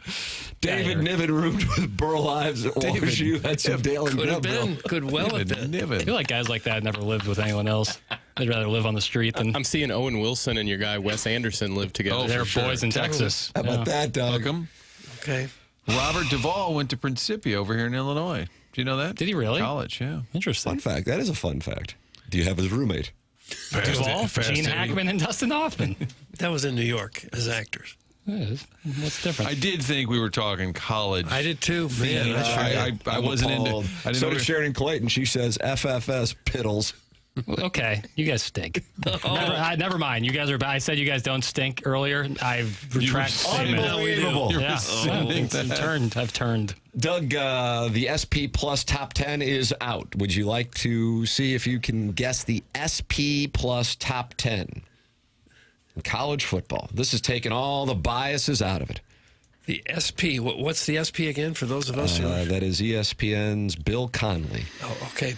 So it's one guy's top 10. Yeah, but he's built an algorithm, and it really is focused on game control and is used by some wagerers as a tool to guide them in their placement of bets. 15-yarder for Bill.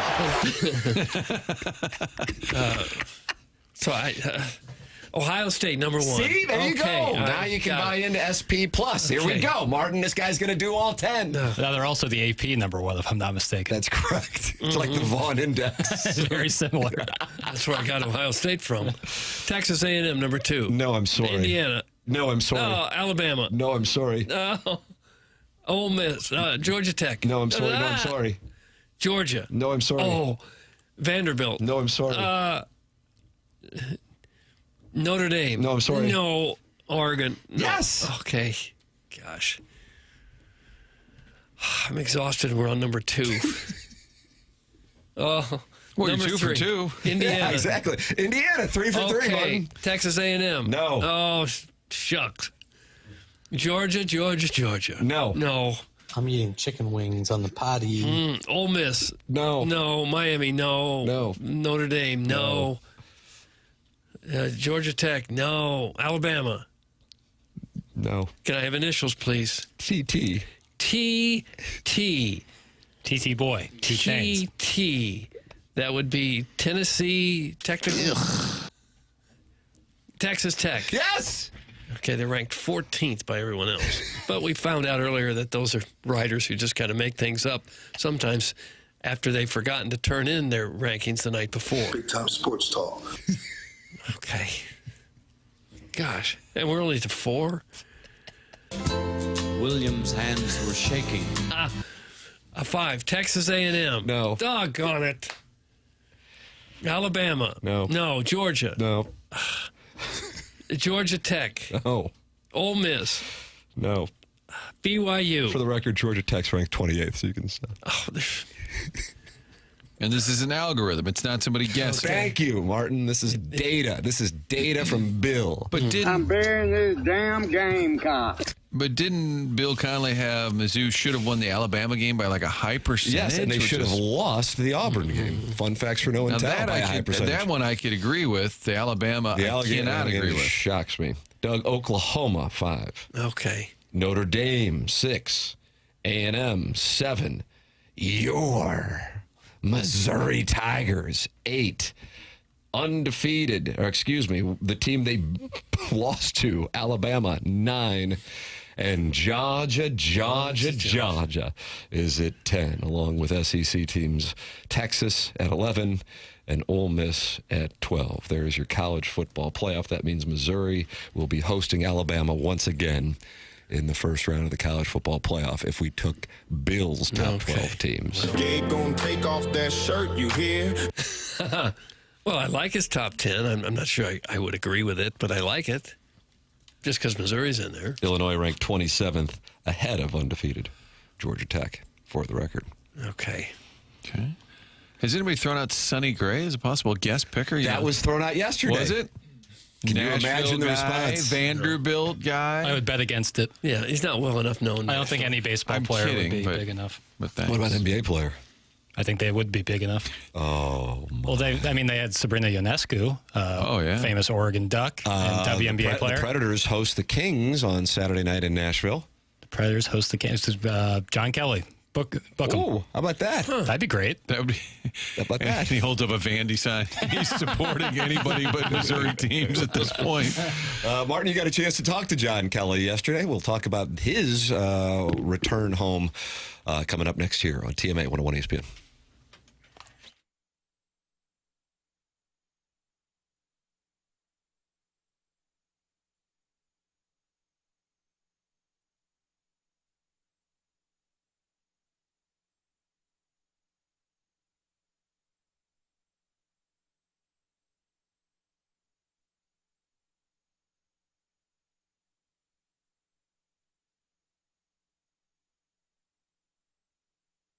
I need to put together a watch party. Me and Papers up at Village Bar, and while we're there, just watching a game, hanging out, enjoying the best cheeseburger in town, maybe some waffle fries. You'll also be able to order some drinks from 1879 Distilling. That's the fine spirits that are being made right out back. The barn, you park at Village Bar. You always see that cool barn, a historic building. Well, inside that building, they're making 1879 handcrafted small batch spirits. It goes back to the German history here in our town, early 1800s. The distilling tradition that started back then, alive and well with 1879 Distilling. They have 7 different vodkas, 6 flavored. The premium brand Red Barn Vodka, 1879 Bourbon, 1879 Rye. You can check out the entire list of spirits available. Great website, 1879distilling.com. They've won awards throughout the region. Ask for it by name. Quality, taste, and tradition. The Village Bar. Who knew, right? Out back, 1879 Distilling. Starting to get popular around town, popping up different places. Ask for it at the grocery store. Let them know you're interested in 1879s when you order a drink. Make it distinct. 1879 Distilling, St. Louis, Missouri.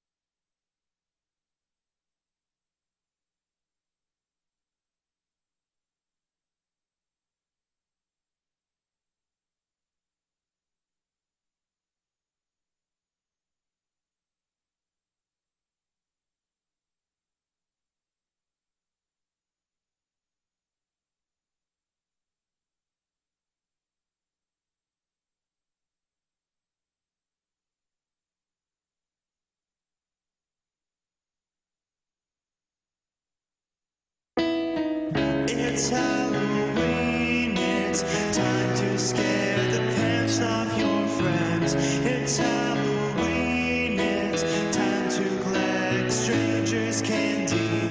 It's Halloween, it's time to do some pumpkin carving. What are you going to be for Halloween?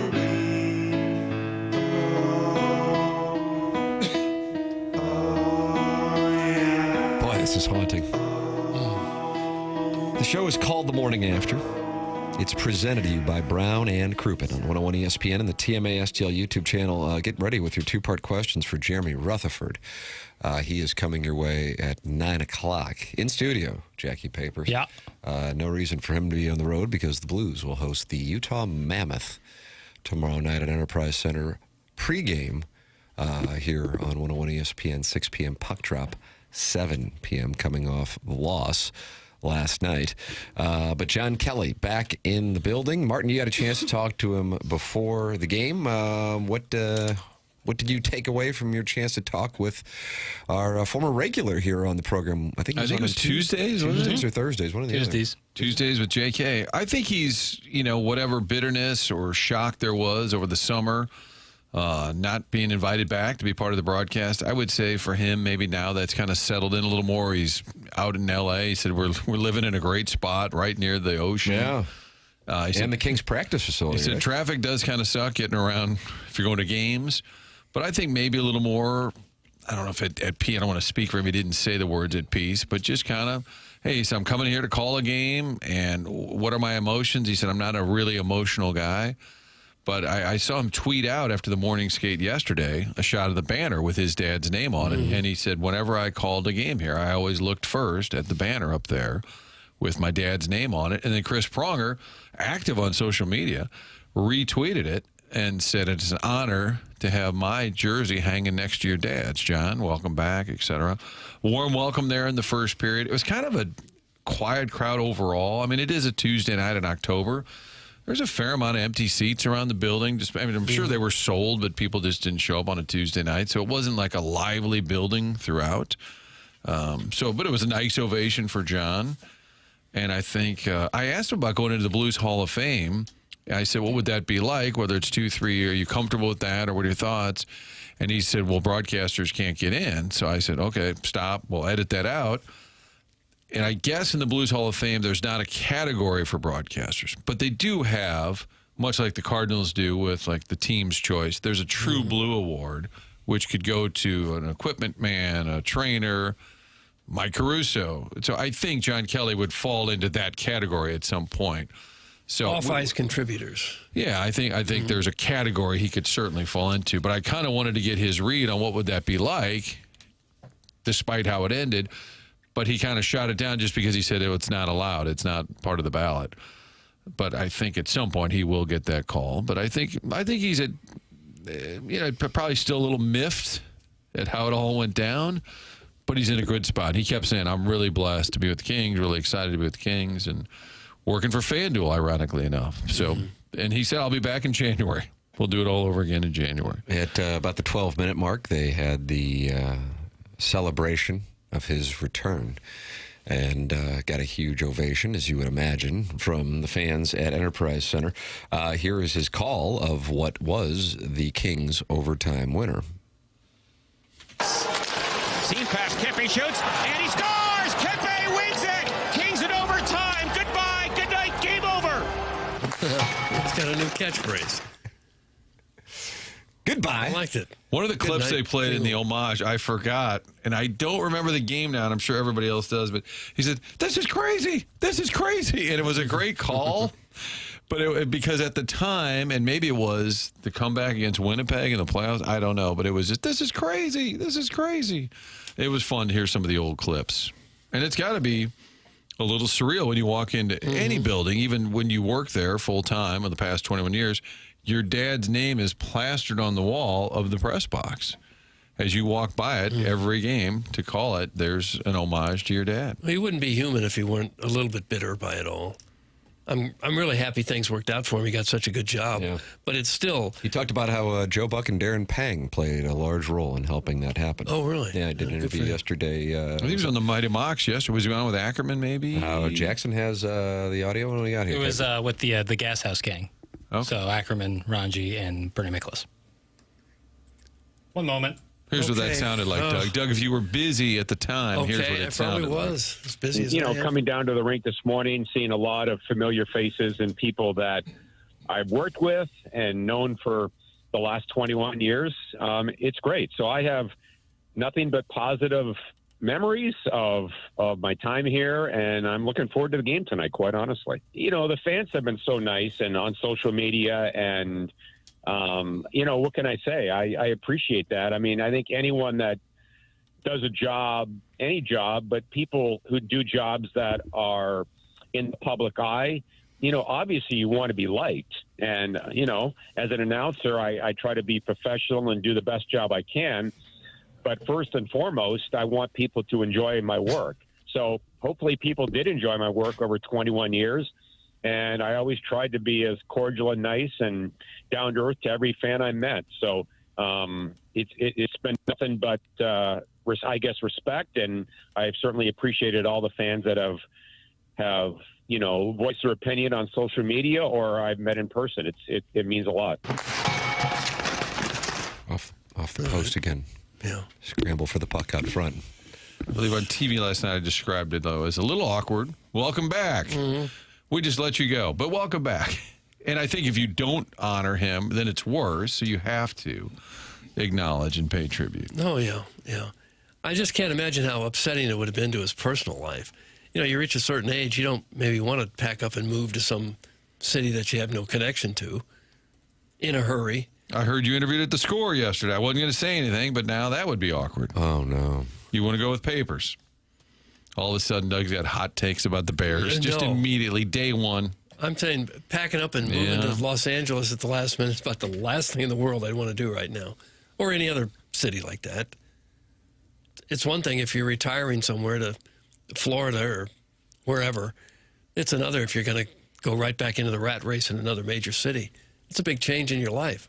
Huge change. I think there might have been an O.B. Clark's gathering last night. I don't know. Is that right? Really? I think somebody said John was sticking around for a couple of days doing some stuff. They sold their house. Sold the house, yeah. Sold their house, so they had some things to do in town. So I think there was probably a rendezvous. Oh, was it really? I went to dinner there last night. Did you? Did you really? Did you ask him to put on the Lakers? As part of the hockey crowd? Before I even got there. Did you leave before the game started? No, before I even got there, the Rockets and Thunder game was on one of the televisions. And the rest Did you call ahead and requested? The rest were on the Blues game. There was a moment, though, where they were switching one of the TVs over to the Blues game, and they messed up. And at one point, all of the televisions of O.B. Clark's were playing the NBA game, and I tried getting a picture of it. Wow. And being like, you called us a hockey bar. I've taken over. It was amazing. And everyone started screaming like, no! And I was like, I was fired up. Did you get the dirty wings with some delicious fries, boy? I like their cheeseburger a lot. So I get the cheeseburger. You don't have to apologize. You had an apologetic tone to that. You don't have to apologize to me. Well, I do or like the anybody. chicken wings. I like their pizza, Doug. Do you? But those dirty wings and the spices, they nices. Okay. Yeah, I do really like the chicken wings, but I was in the mood for a cheeseburger, and they do it really well there. How's the grilled chicken and broccoli? Oh, Probably the exact same as any grilled chicken and broccoli you'll get anywhere else. Nice. So you're going there now today? Yeah, I might. Can you walk there as a for sure. Brentwood? For Okay. sure. Yeah, I do it. I wouldn't say often, but I do walk over there. Well, this has upset the listeners, Jackson. If there was someone in our sports media who should have been thrown out of town, it should have been Jackson. That's from the 636 in Harrison. Fine by me, man. Kick me out. Nobody cares about the NBA. Tell him to sit in a corner and stop talking. That's from Harrison's brother Master, Eric in the Central West End. Of course, Libby Jack goes to freaking O.B. Clark's to watch the NBA. It's unreal. It's from Eric in the Central West End. Yeah, God forbid someone have some free will, some agency to do what they want. Agents. I'm sure that bothers you. At your age and the point of the career you're in, a move to L.A. probably sounds fantastic. Yes, sign me up. Let's go. I mean, people know I'm California dreaming. When you're so you're moving? No, but if I win the lottery today, I'm moving to Carmel by the Sea tomorrow. Oh, is that right? Are you really? Yep, that's where I go. Get a nice Jim little Nance house. lives there. Yep, play Pebble every other day. That would be my life. What, Spyglass on the off days? Spyglass or Monterey Country Club. It's not a bad play. You can Spanish play it Hills. to public course, or which one? Are they all public courses? Yeah. Jackson doesn't know what courses are public. He doesn't play public courses. Spyglass and Pebble for sure are. What's it, about $500-600? 600, I think. And I think you might have to stay on their property, kind of like you do with the Tiger course down in Branson. Paynes Valley. All right, that's a lot of money. No. But again, that's a lottery win. I live 2 blocks from O.B. Clark's, and I heard Jackson yelling past the rock all the way over at my house. That's from Manute Bowl eligible. No, I was just enjoying. I was watching both Blues and Hoop Rock at the same time. It was great. All right. See, he was enjoying both. Doug, you can enjoy both, and you say people can have agency? Sure, absolutely. Do what you want. Don't be bothered by what other people do if it doesn't bother your ass. What if there was no NBA on? Would you have asked for it? No. What do you mean asked for? Like a hardwood classic? No, I'm saying knowing it's opening night in the NBA, and If there was no, if they didn't have it featured, I would not have asked. You would not. No. Okay. I don't want to ruffle feathers. Okay. Who'd you go there with, Herb? My buddy Mike. My buddy Mike. MPK. MPK? Yeah, MPK. MPK. The Ken Dog. Last night was the first chance I had to watch a game. I looked up and there was some guy who looked like he was being held hostage rambling about stats. Is that a new part of the program? It's from MD 2020. Is this the NBA on NBC? There's a guy named Mike Kelly, no relation. With Tiger Talk last night. No, I believe it's or Matt or Mike Kelly. I saw this also. I was at the game, but on the monitor, he pops up, and I think it said like NHL data expert or something. So I didn't pick up on this, but it was during the broadcast a couple of times. And he was asking what you would do with one day in Columbia? No, 24 hours at Enterprise Center. I think it was Matt. There's a lot of Kellys flying around these days, but it was, I believe, Matt or Mike Kelly on FanDuel. We asked Vitale about it on Friday, but I think he was doing, you know how the games now have kind of like data insiders? You're asking me? I'm just saying all sports. Right. I was just for a while fan it was sports. no, but for a while it was you get a former official and you had like the rules expert. Dean Blandino. Sure. Who'd be like, I don't know, I saw what you guys saw. Gene Steratore. The Jamal Matt Roberts Austin. fake punt lunge, and then they go to the rules expert, whoever that guy was. Matt Austin. And he just said, yeah, I don't know. I'm kind of thinking what you guys are thinking. I'm like, well, what is the rule? Like where he lands? I want that job, by the way. I want to be the rules expert. But they often just echo the announcers and say, that's going to be a close call. That's going to be a the tough best part one. about it. Guys, Mike Kelly is Dan Kelly's son. That's in the Jerkwood from Kirkwood. Isn't what? Dan Kelly Jr.? Yes, who was on the Blues telecast in 2000. Yeah, and then right? went to Columbus after that. I believe so, CBJ. Yeah. That is not resonating with you, Martin. You have a confused look on your face. You're saying that's the guy. That's what the Jerkwood from Kirkwood saying. That the guy who was the data analyst on the Blues game last night is Dan Kelly Jr.'s son. Okay, would be John Kelly's. Right, I'm going to find out. Correct. All right, I'm We're going to get to the bottom. Are you going to text that generous executive? I think I'll text Dan Kelly. This is. You've had enough at this point. I'm really confused. Now, I'm not disputing it. It doesn't feel right to me for a number of reasons, but as Claves would say. Harrison's brother Master says, why is he always going out with guys and not girls? It's from Harrison's brother Master, and now Doug, he's making an insinuation that because you went out with MPK, The Ken Dog. And the Ken Dog. The Ken Dog and MPK, same guy. Well, it was just, we bellied up to the bar. You bellied up, did you? So Ken Dog's name is Mike.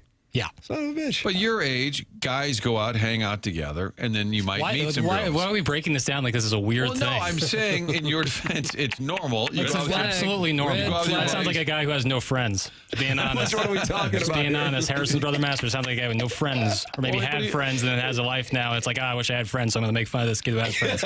You don't think Harrison's a warm brother, excuse me. I'm sure he has You don't friends. think I'm he's sure he warm can't and just go to fuzzy? the bar with his friends on a Tuesday night and watch a little ball/puck and have a cheeseburger. I'm sure those days are behind him. I hate that for him, but I'm sure he has a lovely family, and he's jealous, so he's projecting that on me.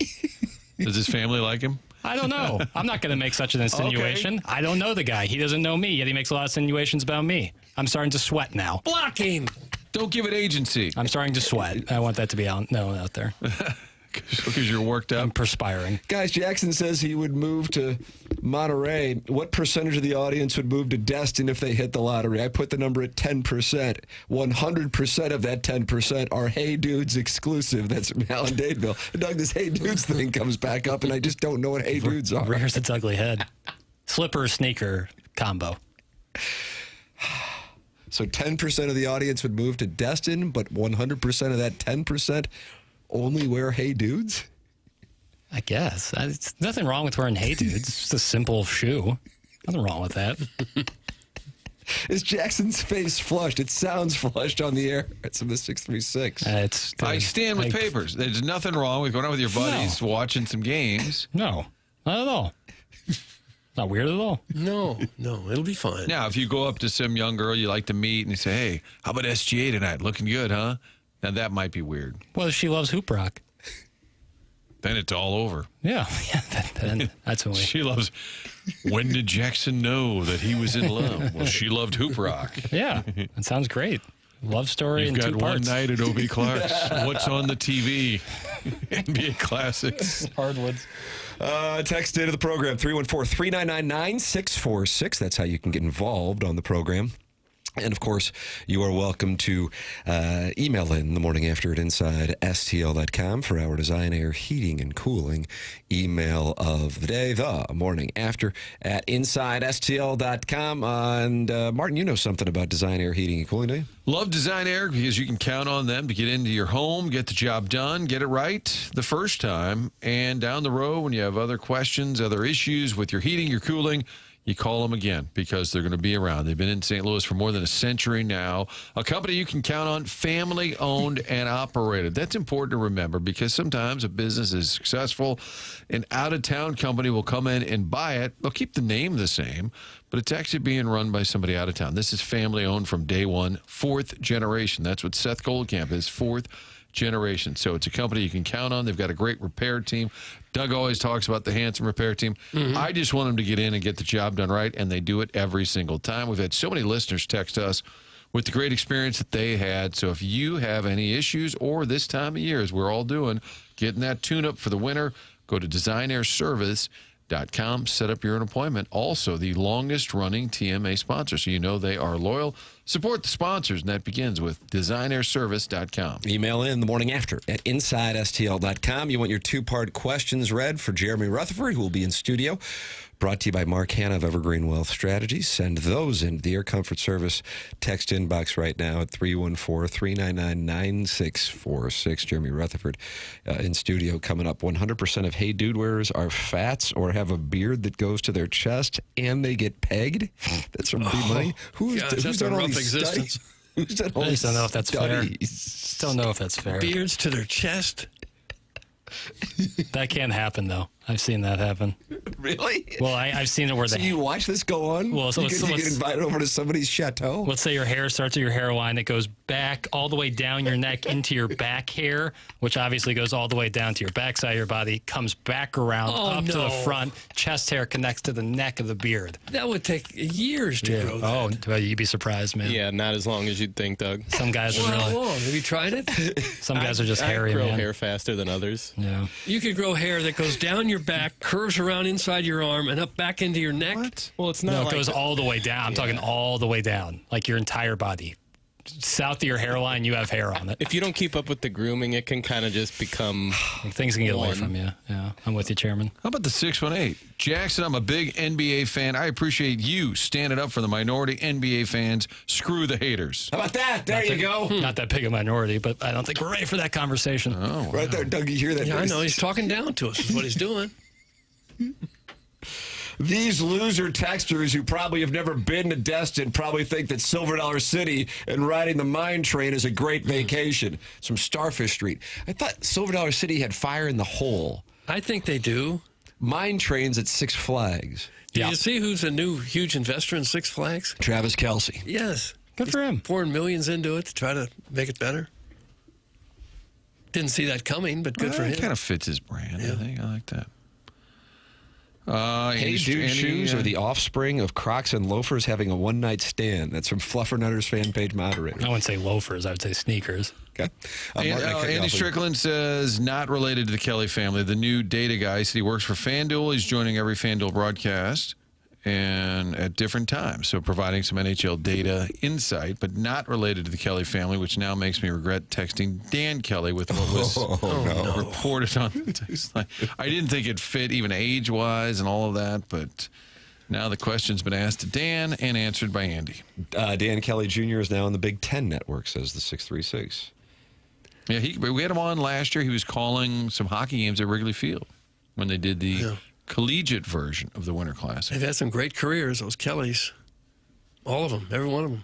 Doug, fire in the hole is closed. It's from the 314. Is it really? No. It's all still new. have the glass blowers? They redid it. It's all new now. 314, there's a new one. It's all new. What is fire in the hole? Just a hole, and they throw dynamite down there, and they yell, "Fire in the hole!" That was a roller And coaster. customers died for their lives? It is a roller coaster. I didn't think it was like a demonstration. Oh, I thought maybe it was a demolition ride. We're going to blow stuff up. The drunk losers who spilled beer behind us that got on the merchandise we bought, 100% were wearing Hey Dudes. That's Sharon and Clayton, and she had her merchandise destroyed last night at the game by people wearing Hey Dudes. It's a bad beat. Beer spilling on you is that sucks. It smells for a couple days after. Yeah, it happens. You go to a crowded sporting event. It's only for people who wear Hey Dudes? I think it could be anyone. I don't think the shoes really play into it. Send your emails in for the Design, Air, Heating, and Cooling email. That comes your way at 1045 on the Stiefel dossier. Next is Jeremy Rutherford of The Athletic and 101 ESPN. He had a great column this morning on Jim Montgomery not pulling any punches early on in the season. That is certainly, I would recommend reading that. He is taking your two-part questions coming up.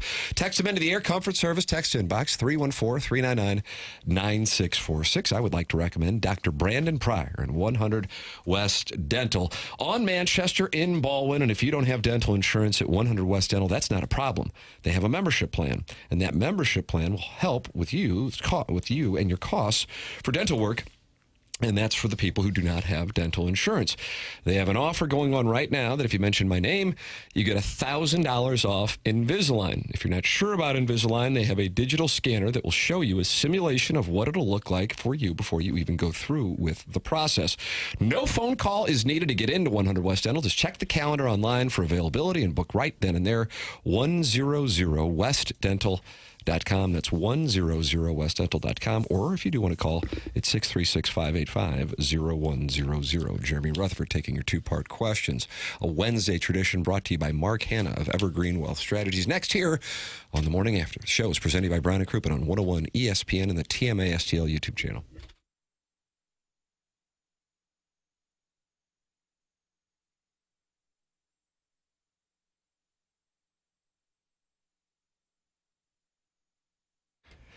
Hey, St. Louis, Tim McKernan here with you to talk a little bit about aesthetic design and build. They've been building high-quality custom decks and outdoor living spaces now for over 30 years.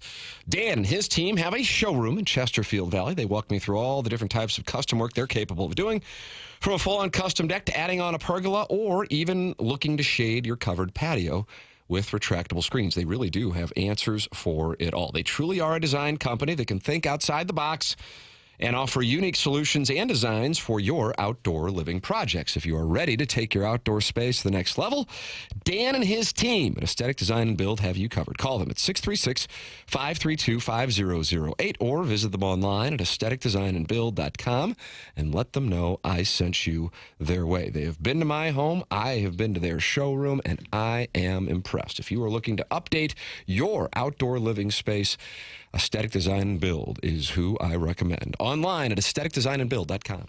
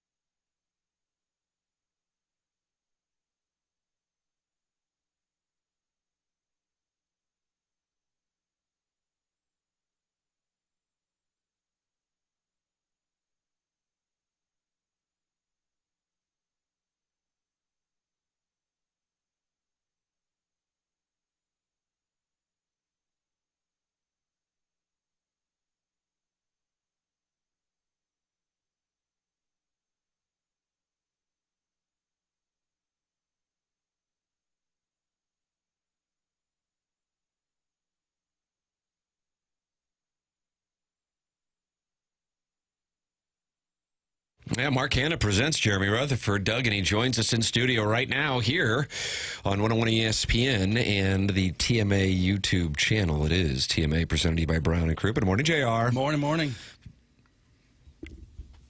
So what's going on with this team? Wow, Doug is just going to get right. We couldn't even say, how's your day? What's going on? How's I Jeff saw go? Doug lean in. JR looked at me like I was going to say, this Doug turned around. I thought there was going to be and he more. started berating you. I love it. You are in the cuck chair in the corner, and you just got berated. I love going to bed writing about what might be wrong with the Blues and then waking up to what's wrong with the Blues. Yeah, What's wrong with them? I'm doing fine, Doug. Everything's fine with the family. Okay. The kids are good. That's good. I don't care about that so much. He doesn't care. But for the team, why? Is that where we're jumping to? Yes. I love the way you framed the column this morning. Truly recommended reading on The Athletic with Jim Montgomery stepping to the stage yesterday, or 2 days ago now, from the skate on Monday. Practice wasn't great. And you said, why wasn't it great?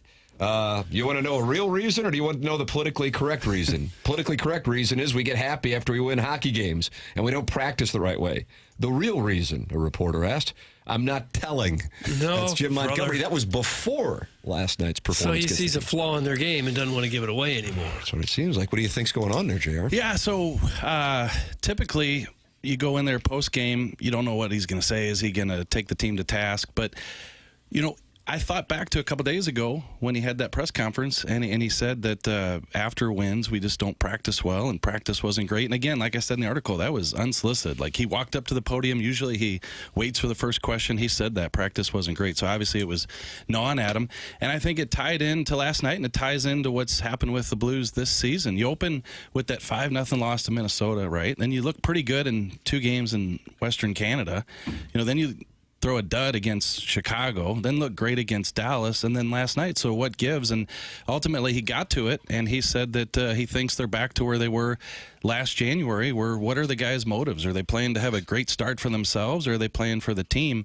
And right now it looks like there's individual motives. The non-ling was texting me earlier during the program, and he was making the observation. I'm curious what your perspective is on this. He said, something about this mix of players isn't right, and a single-digit minute defensive pairing obviously is a huge issue. They don't have a fifth NHL defenseman at the moment in the system or anywhere. Yeah, huge. I'll get to that in 1 second, but I think, the mix of players, I've always said that even if they have success like they did at the end of last year, and they deserve all the credit in the world, we're going to look back at these rosters in a couple years and go, yikes, it's a hodgepodge of players that they're putting on the ice to try to stay competitive for a couple years until they can get some of these pieces in place, the draft picks, maybe sign a guy in free agency, make a big trade. That's why they're willing to take the step back with trading Bolduc and wait on Mizzou to be a good player. So that's what they're doing is trying to stay competitive, but ultimately look a couple years down the road. And so in this stretch of games, without a Sundqvist, without a Toropchenko, you're playing a Alex Texier on the fourth line. No business. He has no business being on that fourth line. He played. He didn't have a shift in the final 27 minutes last night. You have Snuggerud didn't play one shift in the third period, and so you have some guys who they're trying to put together, and some nights it's not working. And to your point on the defense. And Nange says it, you have a third defensive pair. Both those guys, Tucker and Kessel, last night played less than 10 minutes. Same thing against Dallas. You're putting 23 minutes on those top 4 guys each night. That's going to be a recipe where those guys wear out early in the season. So it is a hodgepodge of guys who can be competitive. We said at the beginning of the season, we think they could finish third in the Central Division, but they can't have the reputation that Jim Montgomery described last night. We're taking 2-part questions here with Jeremy Rutherford, 314-399-9646. Text him in to our Air Comfort Service text inbox. He is brought to you every Wednesday at 9 o'clock on the morning after by Mark Hanna of Evergreen Wealth Strategies. Mark's number is 314-889-0503, or you can go online at evergreen-ws.com. I cannot recommend Mark enough, and just in general, a financial advisor, period. Jackson, you work with him. Is anything you'd like to say about Mark Hanna and Evergreen Wealth Strategies? Wonderful gentleman, a person that you can trust, a person that highly intelligent. How much do I enjoy Mark Hanna? Well, I work with him. How much do I like him? My son works with him. How about that? Wow. This is an old Hickory homage. Wow. Old Hawthorne, I think. Oh, I'm sorry. Old Hawthorne. Old Hickory, great track. Doug, I'm waiting for how much do I like him? I put dessert in his mouth one night. Oh, wow. That actually is the right marketing message. That too. Yep. Mark Hanna, 314-889-0503. You'll feel better about your financial status and the world in general when you talk to Mark Hanna, Evergreen Wealth Strategies. All right, JR, I mean, I'm telling you, the people have flooded this text inbox. Sharon is in the 400 section. Big surprise she ran into somebody knocking beer over who's wearing Hey Dudes. That's just an observation from FestusHotelDeals.com. All right, JR, let's see what we got here. A lot of them are in there. Boy, this Buchnevich contract's really going to age well, isn't it? That's just a one-parter. One-parter. Yeah. Tell him to come up with another one, or her. He had an almost breakaway there right in overtime. Well, a guy right on his shoulder, but didn't really get much of a shot He off. did. He went to the backhand, and the goalie got the leg down, and Booch couldn't lift it over the leg And then a minute later, he takes a penalty. Yeah, those guys were on the ice for a minute and a half, and you could tell they were tiring out there at the end, and then he takes the hooking penalty that leads to the power play goal. So he's having a tough start. I know that he has the 4 assists, and he can't take those away from him, but, 6-year deal, $8 million. He's got to be one of the players who's delivered. He's got to be a 25 to 30 goal guy, and right now he's sitting on none. He seems to avoid a lot of criticism. He doesn't seem to be the target. You know what I mean? I agree with you. The last year plus where he hasn't been great and you need him to be one of your better players. Isn't it interesting, though? It doesn't seem like he ever gets pounded by fans or media or whatever's left of media and whatever's left of fans. I mean, I don't know who I'm talking about, but, there's not much buzz. It didn't seem like he's a target. Probably not as much as he should be, but there is a pretty good faction. I run into it a lot where same thing Tim just said, that contract's not going to look good. Not that you said it, but the texter did. And so I really do think that the Blues feel they have a guy who can be a piece of this with a Thomas, with a Kyrou, maybe not a primary piece, but a guy who can be part of it. And the past couple of years, ever since they tried to move him to center and that didn't work, and then he went back to wing, he just has not produced offensively. Well, he's not the only one. Thomas has 1 goal, Kyrou 1 goal, Holloway 1 goal. So none of their big guys have gotten off to very. I'm saying over the last year plus, I would say. But agreed. At the beginning of this season, there's a bunch of them. Yeah, no, his point's well taken. And you look at, that's a great point about the Blues start and why it's been so inconsistent. You look at Thomas, he's got the goal and a couple assists. Kyrou, I think, has had some good moments. I think for the most part, he's probably played the best out of those top guys. But the group as a whole, that top 6, hasn't done a lot. Now, Holloway's another guy, and, Jim Montgomery said yesterday he's a guy who's thinking too much. Like, these are all guys that 6 games in, but they need more from. Ladies and gentlemen, Hubbard radio president St. Louis, John Kiowski, has entered the studio, and I think a number of your fantasies are about to come true, Doug, as we were about to be terminated live. Live on the air. Wow. He's got a bunch of pink slips with him. Doug, yes. Don't be an ass. Oh! Wow. There it is! Wow. Boy, that would if you were taking bets, I think that would have been the least likely one to take the shot. Wow. Can that be a clip it off? Yeah, that is definitely okay. What did off. Coach Kiowski, what's he so worked up about? What did you do, Doug? I've been texting. What's going on? Just General asked him. Okay, General asked him. Clip that off. Greetings, JR. A few comments / questions today. Jordan Kyrou played well once, maybe twice out of 6 games thus far. Buchnevich, invisible. Robert Thomas played well once, maybe twice. The Blues have started this way 4 years in a row now. Is it time for a shakeup of these core players? That's Harrison's brother Master. He'd like a shakeup. Well, I don't think. What are you going to do? Like, if they tried to trade Kyrou in the offseason, they didn't like the deals. He's here. And, I keep saying it, but 6 more years of 8.125 with the cap going up, that's a phenomenal deal if he can be a 35 to 40 goal guy. So that's a question. Can he continue to be that guy? You can look at any team and watch a guy play night in, night out, all the stars you want, and you're not going to get that type of effort every single night. So look, Jordan Kyrou is what he is, and he's going to deliver on some nights and not on other nights. But the Blues are built in a way where you need the Holloways, you need the Thomases, you need the Buchnevich. You need all these guys to come together to be the type of team that Doug has them on paper, and that's not happening right now. Jeremy Rutherford with us, and in your two-part questions for him, 314-399-9646. I felt like coming into the start of the season, there were two focal points. One certainly implied right out of the gate. Implied is probably not the right term. Actually, Doug Armstrong said if we're having conversations about empty net goals again at the start of the season, we're going to have a problem. But then also the second mission was we can't start out slow.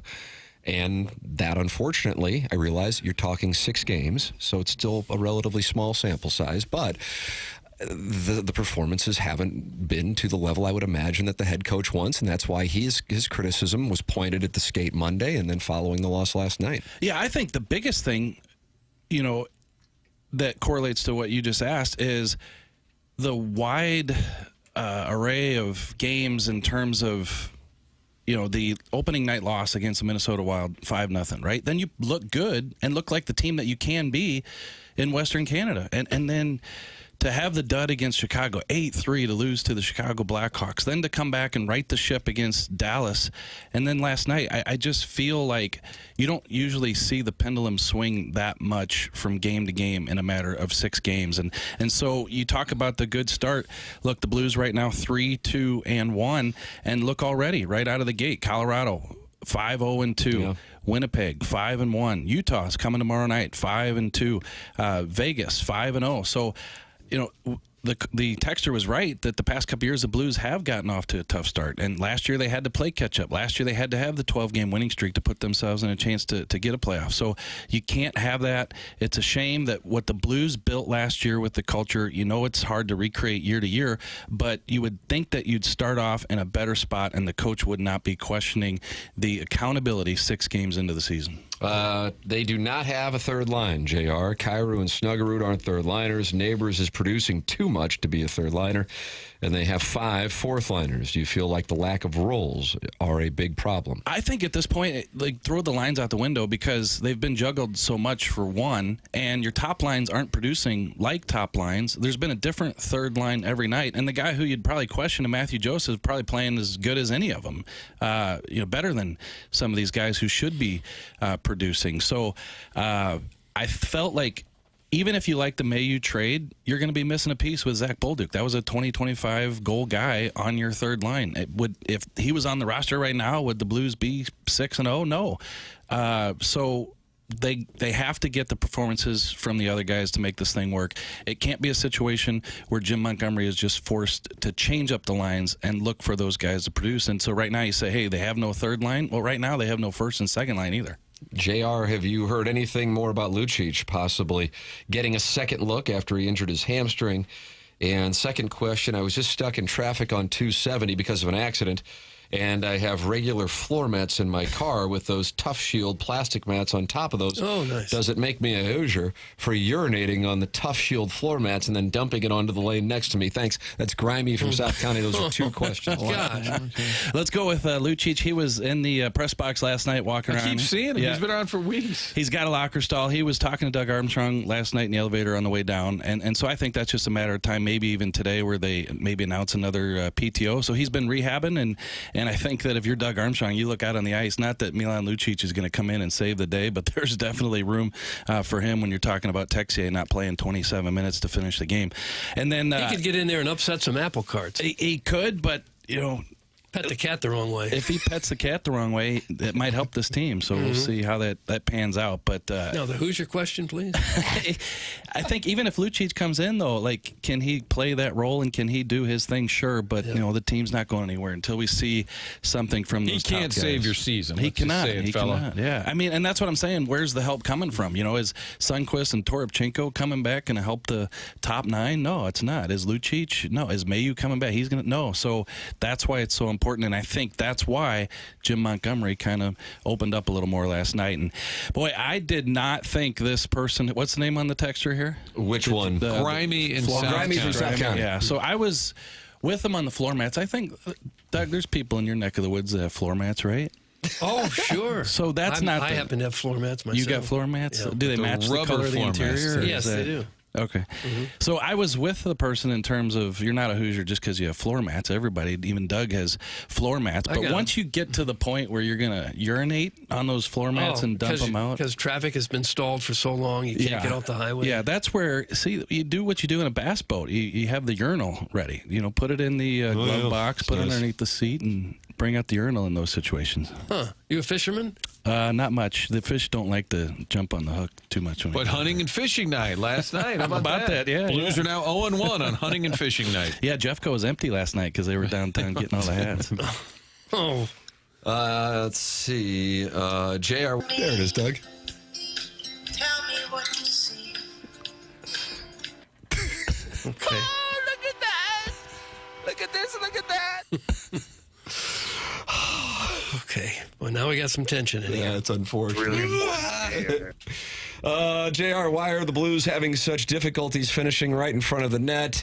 And when you wear a snug pair of jeans, do you prefer to tuck to the right or the left? Thanks. That's from Tim's Toothless Bottom Boy. Well, I'll answer that one first. I don't have to tug either way. So it's just the jeans are tight, and that's all that we go with. We're not John Hamm here, but and what was the first part? Why they can't score when they're in front of the net. Yeah, I think that's a situation where you just got to bear down. This team has some skill. Maybe not as skilled as other teams in the league, but, that's a situation. I know it's overtime, but last night that would have been nice, for Pavel Buchnevich to put that one in, and that's a situation where the Blues haven't finished some of those. Do you think, I realize this is 100% hypothetical, but do you think that Jim Montgomery has as stern of a message, or a comparable, it probably wouldn't have been as stern of a message, following the game, even if, let's say, Buchnevich gets that overtime goal? Yeah, that's a good point. Maybe he saves it for another day. I don't know that he would have came out and said the same words had they won that game last night. Maybe he would have, because I think even in victory, that's where the coaches kind of have a realistic view of the team. I just don't know if he would have been as public with it last night as he was. And, I don't know what you guys think. I'm one of those that believes that the coach doesn't necessarily come out and say those things in hopes that it gets back to the team, because he just came out of the locker room. He could have basically said the same thing to the team. So all those messages that maybe fans or even media think that they deliver on purpose, those things can be said in the locker room as well. So I don't think that he has to go out of his way to say that to the media. Maybe that's just to open the fans' eyes to, hey, look, I see this. I don't want you to think I don't see it, and we're going to correct it. And so I thought he was honest last night, and that was probably a situation that it came after a loss. My theory is that he barked at the players a little bit, walked down the hall, and kind of was still torqued off, and we heard it, and then the players were responding a little bit to his critique to us and saying, hey, listen, we'll be fine. Okay, get it. All right, go throw a trash can. We're fine. That was my sense. I think you're 100% right. Because when we talked to Robert Thomas and we talked to Justin Falk, we asked them questions about what Jim Montgomery said. And you could tell, and this is how you can tell, when they pick up on your question right away, they know that Jim Montgomery just said the same thing to us that he said there. So I think that you're exactly right on that. They didn't roll their eyes to us, and they respect Monty, but I felt like they were kind of saying, all right, let's not get too carried away. It's 6 games. We'll be okay. Yep. And he was saying otherwise. Yeah, you can't get too down just because you've had a couple bad games. There's some good teams in the league off to horrible starts. Calgary, and Tampa, and Dallas. A bunch of them. And the thing that I think people should realize, too, is Robert Thomas said what he should say in that situation. When you come to him and say, Jim Montgomery just said this, that there's no accountability and you guys need to straighten that out, what do you think? If he says, yeah, I think he's right, there's no accountability here, then the alarm bells go off and, for no reason, 6 games into the season, he's got to come out and say that we believe we're a good team and we're going to get this straightened out. If he doesn't do that, then he's just not a good leader. And so I think he handled it exactly how he should have. Martin, you're getting support from Harrison's brother, Master. Wow. I actually agree with Martin. The players acted like nothing happened. WTF is wrong with them. That's Harrison's brother, Master. JR, question, do you think the Blues will win tomorrow night against Utah? And second question, would you rather swing with graduates from Fox or Seckman? That's from the Swing Haven board member. The person asking if they're going to win, is that the guy earlier in the show who was asking what new betting apps he should use? Well, that was Colonel Sanders. Wonderful call. It was a real call. Yeah. So his first bet is going to be based on us saying whether they're going to beat Utah. I think the Blues are going to be a 3-2 winner. 3-2? Wow. Yeah, so pick the exact probably score taking on the that one. under. But never and mind taking that. the Where are Blues. you swinging, Fox or Sekman? Good question. I don't know if I can answer that. Doug, don't be an ass. Well, that was the question. Yeah, I need John back in here. Okay. Let's see. A little confused. We were told that the Blues, based on how they finished last season, momentum, that they were ready to take the next step this year. And now you say that they're a hodgepodge of unmatched talent this season. What changed? Part two, if you had to strand your significant other on a deserted island with one member of the dais, which one and why? That's from the Hoosier Trojan Horse. Okay. Nice questions. It's a fair question about hodgepodge roster. It's just that this team showed a lot last year what it could do with this type of roster. That Doug Armstrong's filling in some holes, bringing in some players, and trying to be competitive. Look, he's bringing in veterans. He brings in a Puce Suter. He brings in a Nick Bukestad. He's not giving the ice time, to the young players. So they want to be competitive. But still, that doesn't mean that these are the players that Doug Armstrong believes can win a Stanley Cup. This is the roster that they're trying to put together. So when you have success, then I think it leads to a higher standard. And I think that that's what we base our predictions off of. And we think that they can be a good team. But when you see nights like you've seen this season, I think you have to step back and realize that it's going to be a process. And we're not going to predict them to be third in the Central and then 2 weeks in say, this is why, this is how good they are. I think you're going to still see that continuation of these players trying to come together. And I've said before, Ken Hitchcock said you can't just go into each year and carry the same chemistry. You got to recreate it, and I think that's what the Blues are going through right now. But you're dodging the question about the swing. I know too many people in Fox and Sekman, so. Oh, is that right, really? Yeah. He's a humble brag. Where the swinging comes from. They said the same crap last year, that they were a good team and they'll figure it out. 3 out of 6 games have been zero-effort games. The same problem still here or lingering. That's from Mr. Siders. Yeah, that's the biggest thing is the effort. Like, I felt they played okay in that opening night loss to the Wild, but you like to see more physicality. And then that's the one thing, if you re-listen to Jim Montgomery last night, he said that I want to see more compete in those one-on-one battles, the board battles, those types of things. There was just everything that you don't want your coach to say about your competitiveness, he said last night that they're not doing. So, the texture's right. That's what you want to see, and Blues aren't showing it. Jeremy Rutherford, every Wednesday here on TMA, brought to you by Mark Hanna, Evergreen Wealth Strategies, 314-889-0503, or go online at evergreen-ws.com. JR, we always appreciate the time. Thanks so much. And the answer is Sekman, Doug. There it is. Okay, finally, we get to it. There it is. Sekman. That's hot, man. Get That's the chairman super pumping. Yeah, Chairman Kerr's on board. Yeah, he's a Sekman guy. The Morning After at InsideSTL.com is where you can send your emails in for the Design, Air, Heating, and Cooling email of the day. We'll come back with more TMA here on 101 ESPN.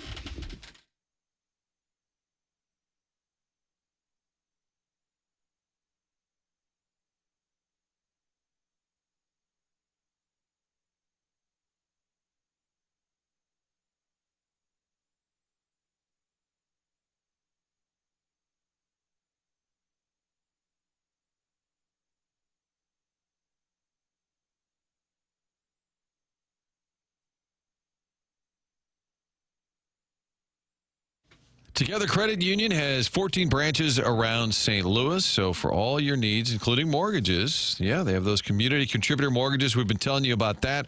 If you're a firefighter or a teacher, find out more online, togethercu.org. Find out what the rates are available. They try and tailor-make some of these packages just for specific groups like our community contributors. Togethercu.org, the website. Find out all that information. They want to be your hometown home loan lender, and they do everything here in town, the underwriting, servicing, everything is done in St. Louis. And I love the fact Together Credit Union has a little fun with it. The Zoo debit card, the City SC debit card, having some fun while also putting some of that money back into the community, like the St. Louis Zoo. So they do great things like that for the community while also providing great home loans to you for our community contributors. All this great information, one spot online. That's togethercu.org.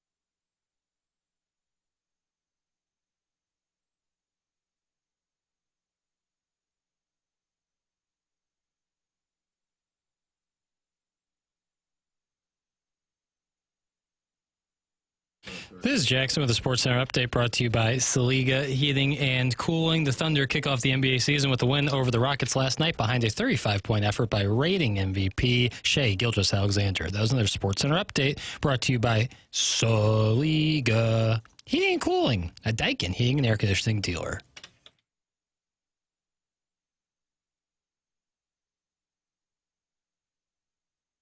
Welcome back. It is the Morning After 101 ESPN show presented to you by Brown and Crouppen. Tim McKernan, Doug Vaughn, Martin Kilcoyne with you on the presentation. A presentation which you can watch by going to your YouTube app, opening it up, and typing in TMA STL, and then you can rank how cute we are. I'll only read it if you rank me number one. JR avoided the question. Yeah, I was pissed about deserted that. island. I actually have texted him an answer. Who would get to? He hasn't answered yet. Who he would send to hang with his wife on the deserted island from this group. Right. I think he packed his little briefcase and ran. Yeah, he didn't want any part of that. You'd want the person who could come up with food, right? You'd want someone who could fish. Yeah, I've made it clear that once I graduated from St. Louis U High, I don't have to do manual labor anymore, so I'm probably out. Okay. I don't think any of us would be a good choice. No, if I'm being agreed. honest. How long do you think you'd survive on your own on a deserted island? Can my dad be there? No. Well, then I'm out. Tim's dad is on the island. Timmy, I'll go sell some spots. But, Dad, we're on a deserted island. That's okay. People need to buy coconuts. He's out wheeling and dealing to the natives on the island. Yep. Timmy will do a live read for you tomorrow if you just give me some damn food. See? That's why I can't do it if he's not going to be there. People still need to buy coconuts. Give your answers in the Michelob Ultra YouTube chat, where they're looking for a hotel near Busch Stadium, it looks like. That's what Jock Hoare is looking for, Doug. If you want to have any recommendations on hotels near Busch Stadium, that's what's being discussed in the Michelob Ultra. Okay, the Weston's right across the street. It sure is. So that's right there for you. If you're going to podcast the program, the podcast brought to you by Schaefer Door Company, SCHAEFER Door.com. Schaefer Door Company. When it gets cold, that's when garage doors can have some issues. If that happens to you, go to SchaeferDoor.com. Jason Gassrow, longtime sponsor here on TMA, and we are clients of Schaefer Door here on the program. SchaeferDoor.com. SCHAEFER Door.com. They set up a number specifically for TMA listeners to call or text to get them the quickest response time. The number is the following: 636-782-3608. Sponsor the podcast here on TMA and 101 ESPN. They also service commercial doors as well. So if you run a business or a warehouse with big, tall doors, Schaefer is experienced in these types of jobs. SchaeferDoor.com. Schaefer Door, a CHI overhead door dealer. The program TMA here on 101 ESPN and the TMA STL YouTube channel.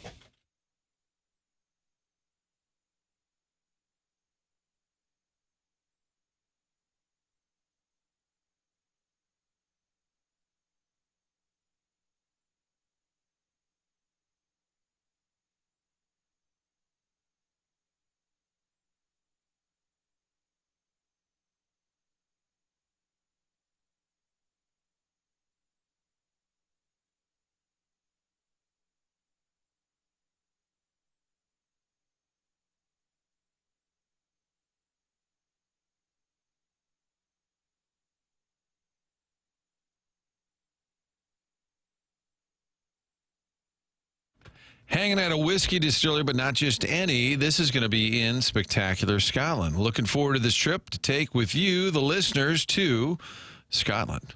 Checking out Edinburgh, Glasgow, all of these great spots you've seen probably over the years, maybe even a great shot featured in a movie or a TV show. How about seeing it for yourself? I'll be there with you. Going to Scotland next summer. It's June 15th. Plenty of time to plan this out.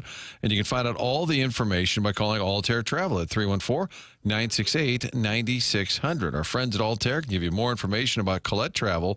They've been doing this for a long time, and they handle all the details, flights, meals, hotels, all the local experiences. You don't have to get online and try and piece it together. They'll do all of that for you. Spectacular Scotland next summer. Check it out as we all head there together. Maybe some TMA stories from over the years. We'll tell those while we're sipping whiskey at the distillery, checking out the National Bagpipe Center, the Orkney Islands. So many great spots. One trip, all put together by our friends at Colette. More information at Altair Travel, 314-968-9600.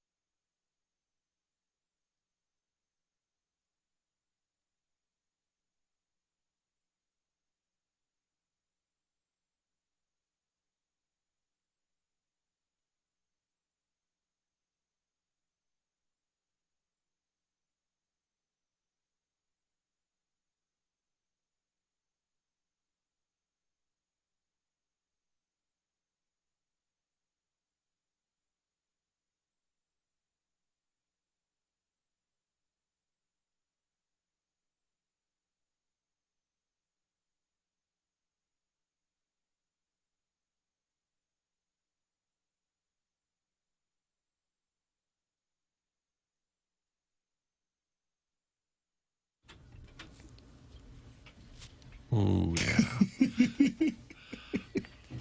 Oh, round ball rock, Doug. It's John back. Tesh. It's back. And that means Michael Jordan is now doing the Wayne Gretzky thing that he's doing on TNT, but he's doing it on NBC with the NBA. What do you mean? I would say it's a little less on site, and by that I mean he wasn't on site. Where is he? Was he at a Grove or at his house? Looked like his house. Tirico did a sit down with him that played at halftime. I think that's going to be most of his involvement. I don't see him on a panel anytime soon, but maybe I'm off. You boys get that audio? I said thank you, Chairman Kurt. Here it is. Michael Jordan talking it over with Mike Tirico. Doug, how often do you think Michael Jordan plays basketball? Plays basketball? Yeah. Golf, it's 36 holes a day. He probably shoots around 2 or 3 times a week. All right. Here is Mike Tirico with Michael Jordan. Do you ever pick up a ball and just shoot? I haven't picked up a ball in years. No, come on. Just like walk past. There's got to be a hoop somewhere at your place. You don't see a hoop anywhere around here, right? I don't. But It's a seriously, reason. It's the a last reason. time you It's a picked up a reason. basketball and shot it. I was at the Ryder Cup. Yeah. And I rented a house from the owner. Sure. He came over to do pictures. He had grandkids. And I was meet and greet and thank him for allowing me to stay in the house. And he had a basketball court. He says, I want you to shoot 1 free throw. I said, really? And I already paid for the house. It's not like he got to see me.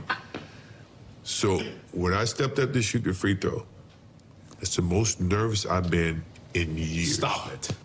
In years. Stop it. Come on. And reason being is those kids heard the stories from the parents about what I did 30 years ago. Right. So their expectation is 30 years prior, and I haven't touched the basketball. I hope you swished it. Absolutely. I got the most gratifying, that made my whole week, is that I was able to please that kid, not knowing if I could. Okay. Pretty surprising that he didn't ever pick one up. It's such a huge part of his life. Yeah. But I think Tim's right. It's all golf all the time. Yeah. So it doesn't even. I mean, I guess when his kids were younger, he was probably oddballing with them. But now, when his kids were younger, he was on the Wizards. Oof. His kids were on the Wizards. Oof. Yeah. Not the best part of his career, certainly. I like the reporter comeback. Stop it. Stop it. Yeah, Tirico, who's on the call and did a great job. You have to have a lot of cachet to be able to say things like that. Stop it to Michael Jordan. Yeah. Stop it. Grove is still under repair, Doug. Oh, it's opening up next month. He built a huge building near there for his cars and has some living area in it. That's from Steve in Wildwood. Okay. He does keep a very low profile. Yeah. I see him at NASCAR as much as anything now. Yeah, he sold his interest in the Hornets, of which I would not say he was a great owner, but he did make a lot of money off it. So Are I guess that's they the ever point. any good since Glenn Rice? They weren't even really that good then. And they were the Bobcats. And now the Bobcats, Hornets back again? to the Hornets. Yeah, it's been rough. Feels like a lame franchise. Yeah. But NBA on NBC was really good last night. Was it? Yeah. It was Mike Tirico on the call was great. Love Reggie Miller was with him there. And then Ian Eagle's son, Noah Eagle, was the lead on the call. The He's late good, game. too. Really good. Sounds literally just like his dad. Like the exact same as his dad. Doug, I feel like we're hosting Around the Horn. Eric in the Central West End. MJ's the GOAT, full stop. And then a text a few above. Don't care. The GOAT is better. That's from the 314. Michael Jordan has reached a level of fame that it's probably difficult to be Michael Jordan now. You can't just casually go anywhere without people all over you, probably. When he, I feel like maybe one of you guys would have been with me at this. Cardinals played a Friday night game.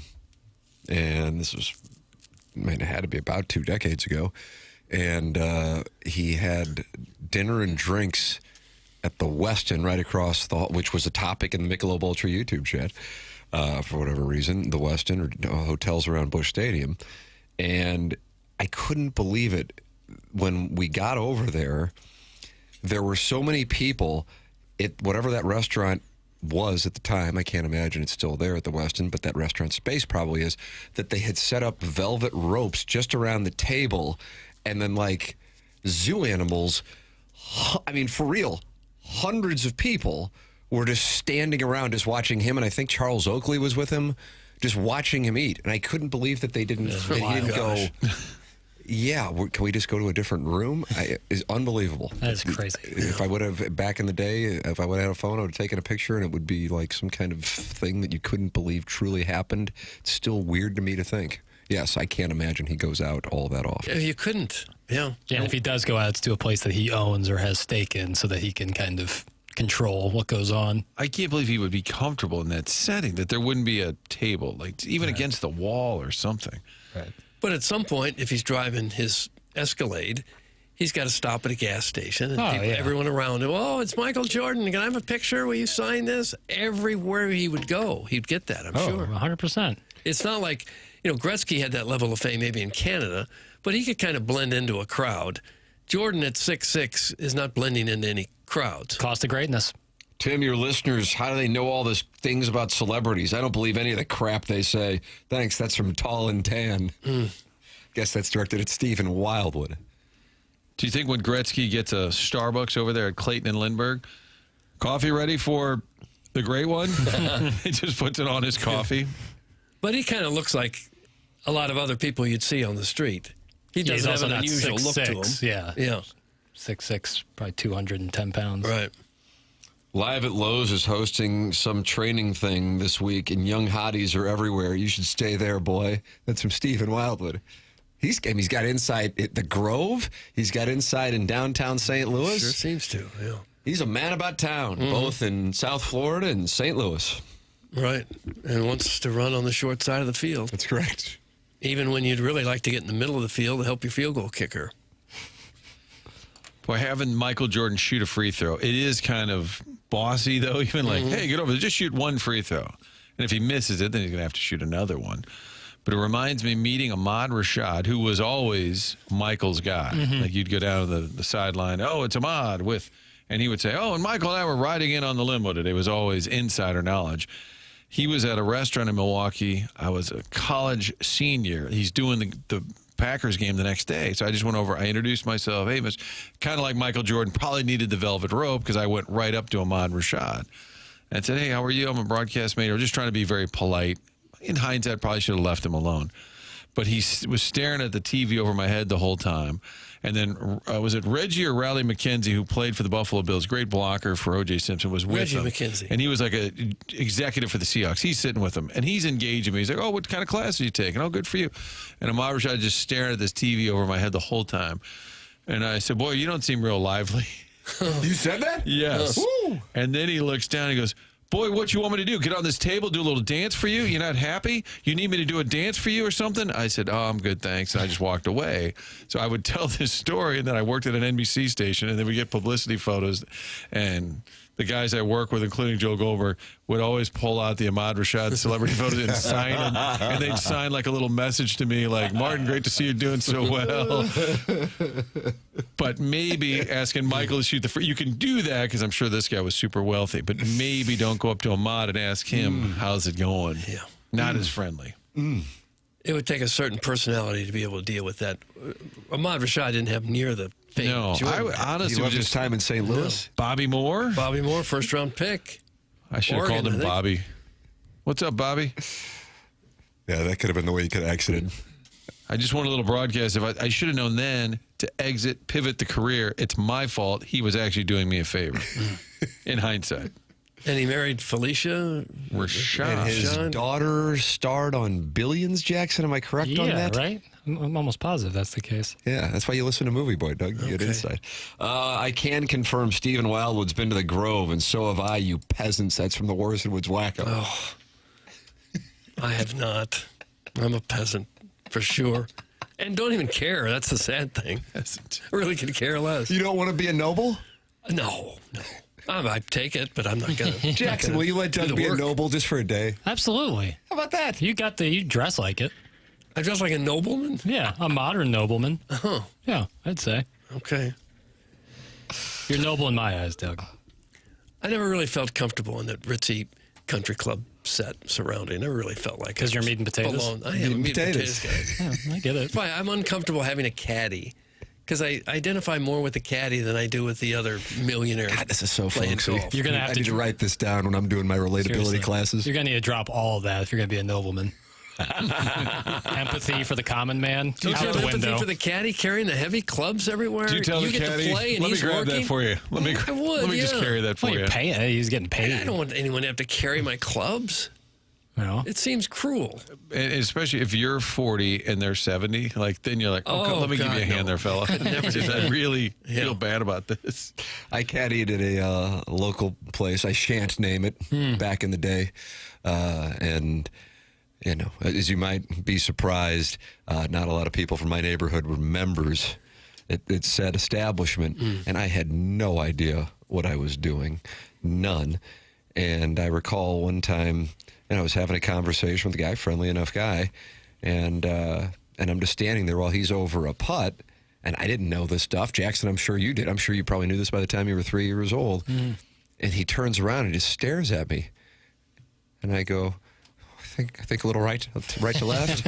And he goes, no, your shadow is over my ball. Oh, heaven forbid. Heaven forbid. Okay, doctor, I'll... Does this mean I'm not getting a tip? Yeah. It's certainly something to get upset by. Yeah. There's ways to deal with I was a situations. caddy at Algonquin, and man, we used to just get, honestly, treated like crap. I've had a lot of people so wrong, by the though. caddy master first and foremost. So wrong. It was kind of, when that movie came out, I'm like, oh my God, this is dead on. But you would be on the holes where you would leave the bag. It was like, because it would cross paths, and so you could like be ahead and Right. you're in a spot. And I was there. My buddy Tim was at Frank S. and we're standing there, and the ball is coming right at us. He picked up the guy's bag and like blocked it like a hockey puck. And the member was not amused. Yeah, he would have rather the poor caddy been Taken it in the smoked. skull. Instead, he held his the leather up bag get hit. and doinked it back 30 yards towards the tee. Yeah. Not amused. Why would so many of these people who obviously have their act together to have the country club membership be so clueless as to treat kids carrying their bags like hell? Yeah, it's Why? a real red flag when Who the someone hell are treats you? someone in the service industry with Yeah. disrespect. I agree with that. It's a massive It's a red good flag. tell, but I think it's a valuable tell. Oh, yeah. Oh, yeah. Yeah. It's like acting like an ass on social media. It's like, Yeah. okay, now I kind of understand what we're dealing with. You Yeah. know, if somebody's treating like a bartender or a waiter or waitress, Really poorly, that is a major character a caddy flaw. whose shadow candidly couldn't be more than like a foot. I was going to say, were you tall. over the ball? Yeah, I mean, hey, Steve. Hey, Orson Woods Wacko. Do you really get to go to the Grove if you shoot over 100? That's from Mr. Siders, who's critical of their golf games. Probably a fair question.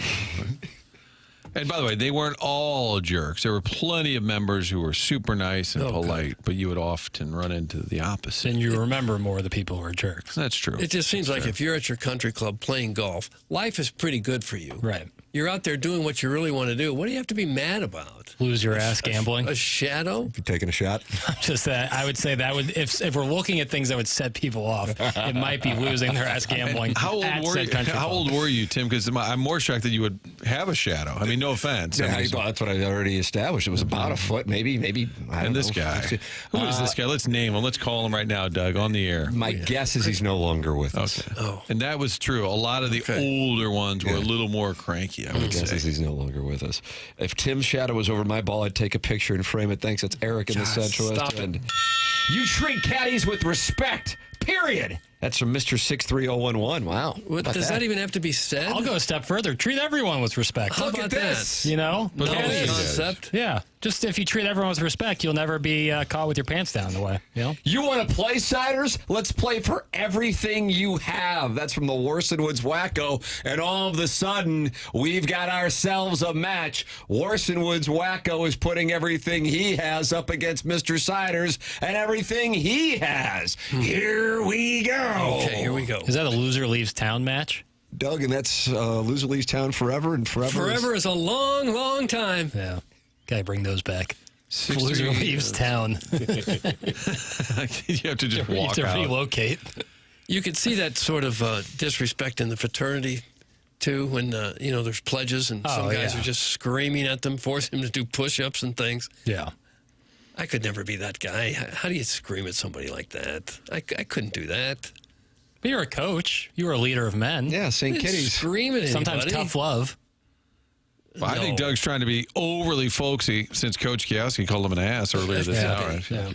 I mean, could you yell Change at the pledges in your fraternity? Did you scream and yell at pledges? No, I didn't. There were people who did that I think know. had mental issues. Like this was their big opportunity to berate. That was usually the trait. Things weren't going. It's kind of actually now like social media. Now that I think about it, 3 decades later, I'm like, man, this guy's really upset that this pledge didn't remember like the Jordan Standard or whatever the hell it was, the stuff we had to remember, Martin. Right. What about the man in the mirror? This guy. 20 years old, screaming at a guy who's 19 years old. Letting him have it. But you earned that right to yell. Oh, sure. Guys, if you see Tim's shadow, that means 20 more years of greatness. That's from the unknown DJ. Wait, is this everything Mr. Licks has or his father-in-law has? That's from Uncle Moose Saucy Pork Steak? This is I like a Ciders. pork Oh, steak. Mr. Ciders, not Mr. Licks. Mr. Licks and Warson Woods Wacko are going to have a balance sheet showdown. They're doing a balance sheet showdown. Warson Woods Wacko and Mr. Ciders are playing golf for everything they have. Yeah, at the aforementioned Starbucks. That's where the balance sheet showdown will go down. That's But correct. Licks is going to pay Papers money because Mizzou's going to win at least one more game. One more win. One more And win then you gets me get paid paid. $50 to your Venmo? Right now we're at a push. But yeah, $50 if Mizzou wins one more football game. They'll win one more. Email in the morning after at InsideSTL.com for the Design Air Heating and Cooling email of the day. That is coming your way at approximately 10:45 here on the program. It is TMA 101 ESPN.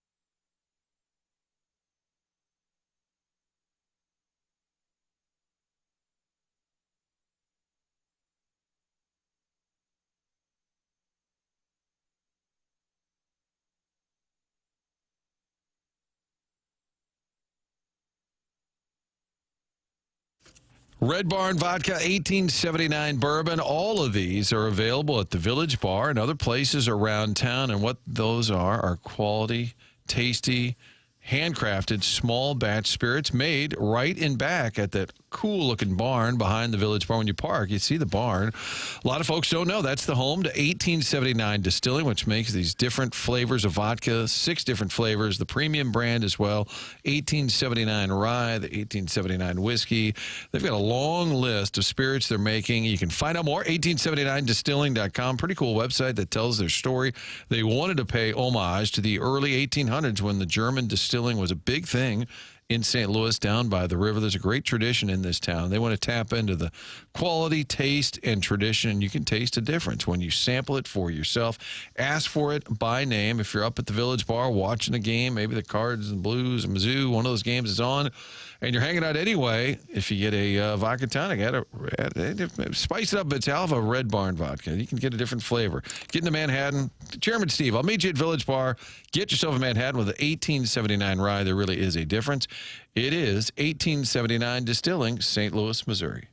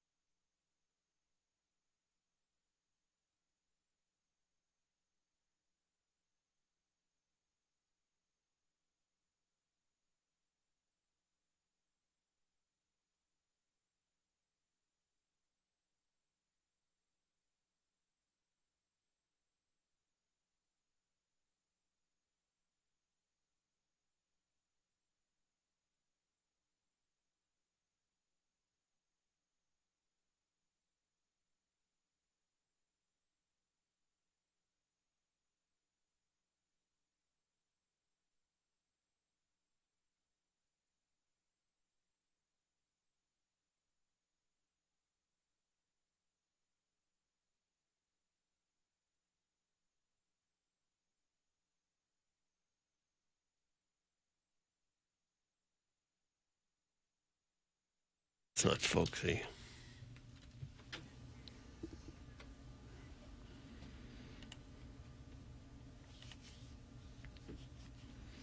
I'm just looking at the dossier now. Was what I sent you what you already had in there on the Michael Jordan? What'd you send me? The Michael Jordan audio we just played. Oh, yeah. If that was what you just sent me, yes. Yeah, I had it. Did I send you the same thing Tim sent you? Yes. Doc, we're sending this guy too much audio. That's why he hates us. He's bitter. That's not why I hate you. Why is it? No, I don't hate anybody. Do you hate Harrison's brother Master? Least of all you guys. No, I don't even. That's a name. Do you want to hang out with him? No. Is that why? But that wouldn't be. That's not like precedent. I wouldn't want to hang out with a decent amount of people. I assume most people don't want to hang out with me. Earlier we talked to roommates. Here's a groomsman nugget. Ahmad Rashad, according to the text line, biscuits with McGravy. Ahmad Rashad's 2 groomsmen at his wedding were O.J. Simpson and Bill Cosby. Didn't age well. No. Wow. That is a fun fact. Mr. Siders has been challenged by the Warson Woods Wacko to play for everything they have. Everything. Yep. And that's because Mr. Siders said regarding Stephen Wildwood and Warson Woods Wacko's claims that they have played Grove 23, Michael Jordan's course that he built for himself and Doug, I believe, 150 members. Is that all? Yeah. The downstroke is significant, as you might imagine, to join, and it's invite only. And he texted in, did you really go to the Grove if you shoot over 100? And then the Warson Woods Wacko was not happy about that text, and he said, want to play, Siders? Let's play for everything you have. Mr. Siders has responded.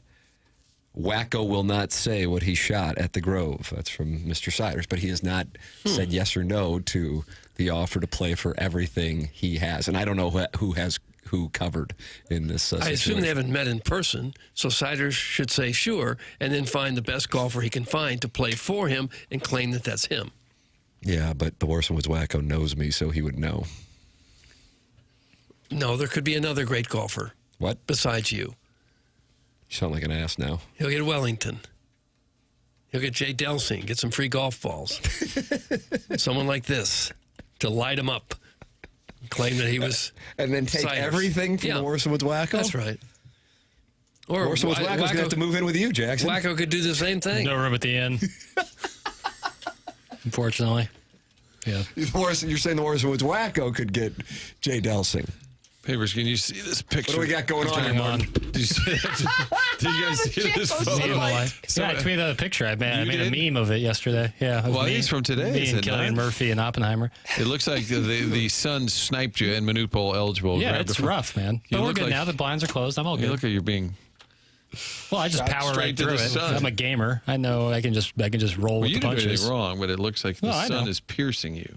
How about this? Somebody was at the Westin that night that I'm talking about where Jordan was sitting there with Oakley. He said, Tim, that night Jordan was at the Westin, was also some sort of quietly promoted celebrity bartender thing because Fernando Vina was behind the bar. Oh, nice. I couldn't believe Jordan was sitting so close to the entrance. That's from Ball Game.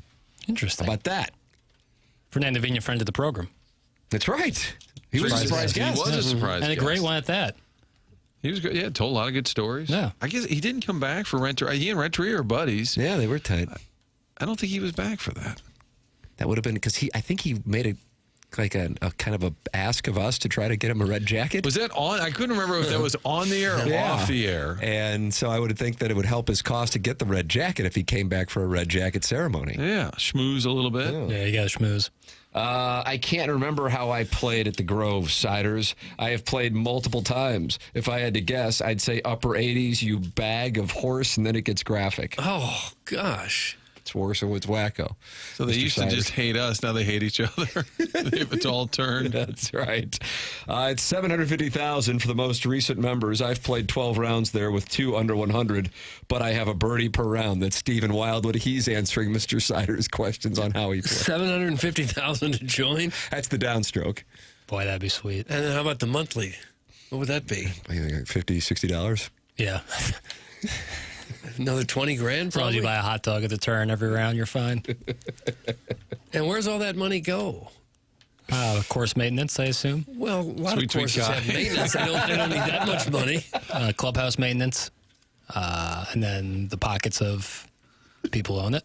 Yeah, that was the correct answer there. I don't think it's a 501c3. Like, I think they're looking to make some money. Well, why don't we start a super Pins. exclusive country club in St. Louis? All right, where do you want to go? Where do you want to put it? Well, I don't know. I don't have that answer. Are there any for sale? It feels like we had an oversaturation for a while. Yeah, Jackson, I know you remember the log. I was going to say we could acquire Bogey and then kind of strong arm the log into giving us their land. And You want to do that today? Yeah. We'll see how that goes. Say, can we build an executive 9? A lot of weird and misplaced pride in the show's audience. It's like an audio lime, people willing to knife fight over the damnedest things. What a world you guys have created. That's from Arbor Day, who wants to have his name changed to Jay Delsing's golf balls, I believe. I want some of those golf balls. I want a dozen of them. Yeah. He had like 50 dozen, didn't he? He did like 3 dozen at a time, I think. Yeah, Arbor Day is saying that our show is an audio lime. I don't even know what that means. Knife fighting? Are there knife fights in lime? So it's more figurative than literal. There was a Michael Jackson video, right, where he beat it, where they did a thing where they like locked their arms together with like a shoelace. That's they tie right. it together and then had a knife in each hand. That's So right. I guess and then they they would couldn't. dance around, and then there was a man who was able to jackhammer himself, and wouldn't we all? Oh. And then they was trying to stab each other. That always seemed like a bad idea. Eddie Van Halen with the guitar solo there, Jackson. Think Is that about right? it. Yeah. Didn't see that coming at the time. And then Scorsese directed the Bad video. I think that's right. Doug? And De Niro was in it? Just got to listen to Movie Boy. Gareth on this week? No. Secret guest. Surprise Not guest. surprise guest. It's Oh, it's a a surprise. Marty, you got that trademark. Surprise guest. Yeah. Yeah. You have to wait for Saturday. John Hamm? You have to wait for Saturday, and then next week. Eddie Munster? And then next Jerry week, Kornfeld? next week we'll have a Halloween special. Ooh. Yeah. Scary movies? Scary movies. What's the scariest movie of all, boy? Human Centipede. Scariest movie Or is of that just the all? most arousing? That one certainly, that sticks with you. That's a resonant film. The scariest movie of all time. Wow, that's a tough question. You going Saw? You always talk about Saw. No, that's That just little gross. doll, That's he's just on a trike. That's just gross. Saw doesn't. That's not scary. A lot of people will tell you The Ring. The film The Ring. You've seen The Ring. Okay. It's scary. The Ring is see what you're scary. doing The there. Ring is scary. Exorcist would probably get some votes, although I'd say a movie that came out in the early 70s is tough when you think Hereditary. Like Beyond the Green Door. Right. Hereditary from 2018 is very scary and very good. So I'd probably put that up there. So Certainly you the and modern- Gareth are going to watch scary movies together and record the audio of your Yeah. squeals. And then I love The Shining, you know. I love The Shining. I don't Was think the it's a Blair scary. Witch Project scary? Yeah, that's way up there too. It's only scary because, like, if you don't know beforehand that it's all fake, you might think it's real because it's shot on a camcorder and it's, you know, you're like, oh my God, is this actually happening? The answer is Paranormal Activity. The 314. No, I wouldn't put it there, but Well, some people like some things. yeah, of course, and we'll break it all down. I can announce who the guest for that one will be. I'm going to be talking with Learn about scary movies. Are you really? Yep. So you're going to cock Iggy, huh? I guess if having Learn on any program is cucking Iggy, then yes. Can I am Iggy cucking at least be Iggy. in there with you? I don't know how much he loves scary movies. Iggy's been a guest on Movie Boy. We talked about Happy Gilmore too. That's right. Yeah. God, that was horrible. Really bad. I have it horrendous. second to last on my That episode of Movie Boy or Happy Gilmore? Yeah, Happy we'll be Gilmore specific too. here, Doug. Oh my! Shout out to the Post Sports Bar and Grill, sponsor of the of Movie Boy. We'll learn to, how are the movies? Are they great? More or less. Yeah, I think I have Happy Gilmore 2 as my second to least favorite movie this year. Yeah, it was And I don't really think rough. Are you it'll looking be at, do you have really notes rough. on this? You have rankings? Letterboxd. You're not on Letterboxd? No. It's like a movie social media app. It's for the really cool people. Okay. He was looking down. I didn't realize you had all this I'm on noted. my Okay. list. I see. Okay. Wow. Coach Kornfeld, earlier question about the running game, Doug. Mm-hmm. He did respond. I asked him to call in. He said he couldn't because he was at a doctor's office. He said, "What's up?" And I said, "Well, Chairman Steve was talking about running to the short side of the field." Naturally, I'm sure his wife was like, "Why are you?" Oh, well, don't worry. It's just what the fellas need to know. He said, "Sometimes the defense will set their formation to the field instead of the formation itself. So maybe they are tilted the other way. Defensive alignment, I think, is what he's saying." Okay. Hence, the offense can outnumber the defense with personnel into the boundary, saying that you could, in that scenario, want to run to the short side. Sure. I'm not saying you should never run to the short side. Sometimes it makes great sense. If you got a great left tackle or something that's dominating his man and you got a speedy guy and get out, of course it makes sense. On this particular time, it was a third down where a field goal wins the game for you, and you got an iffy kicker at best, and you should have run to the far side of the field to get in the middle of the field to have a straight-on kick at the field goal, which they wound up missing by a foot because they were all the way to the left. Now, to play devil's advocate, some kickers do prefer a certain hash mark. Like some guys do. What's Bobby Boots prefer? Instagram. Close. I think he prefers it close. I'm not saying don't get near either hash mark. Play before. Get in the middle of the field. Yeah, close as possible. Where does your kicker like it, left or right hash? Yeah. Close. Up is where he likes What's it going to be like in Fayetteville, Arkansas on the Saturday of Thanksgiving weekend when Missouri just needs Bobby Boots to kick a 25-yarder to find itself hosting the Notre Dame Fighting Irish the next week, and Bobby Boots is out there and Jackson Burkett is sitting at O.B. Clark's? How are you going to handle that, Papers? I'd just weep. He'll be able to do it. You're not going to turn your back on that on the TV. I'll be honest. I watched his kick in overtime and he missed. I think you blame yourself because they were all the way to the left side. Well, that probably didn't help. No, it didn't help. It was the reason. Is that Arkansas game a Saturday now, not a Friday? It's Saturday. I kind of liked it as a Black Friday game. Arkansas fans didn't like it because they preferred playing LSU, which was the tradition for many years. Prefer whatever they want. Wow. Winning. Carve up a winning season and recently. And is that a Thanksgiving joke? No, but it worked. Oh, I was going to have a dad joke. I like that. Mr. Siders has still not responded as to whether or not he will play Orson Woods Wacko for everything he owns. Playing the Grove, but you don't remember your score or have it saved in gin. Look out, we got a stick here, boys. That's Mr. Siders. Oh. Okay. Guess we're going to have a balance sheet showdown on the golf course. Some guy really didn't like my take about the hash mark. I'd always heard some kickers prefer on a certain hash mark. I'm sure they do, but I can't imagine any kicker would say, no, don't put me right in the middle of the field. I would agree. No. I think that's all of them last like place the I'd middle. want to be. Yeah, I agree. Bobby Boots. He's going to win it on Saturday, Papers.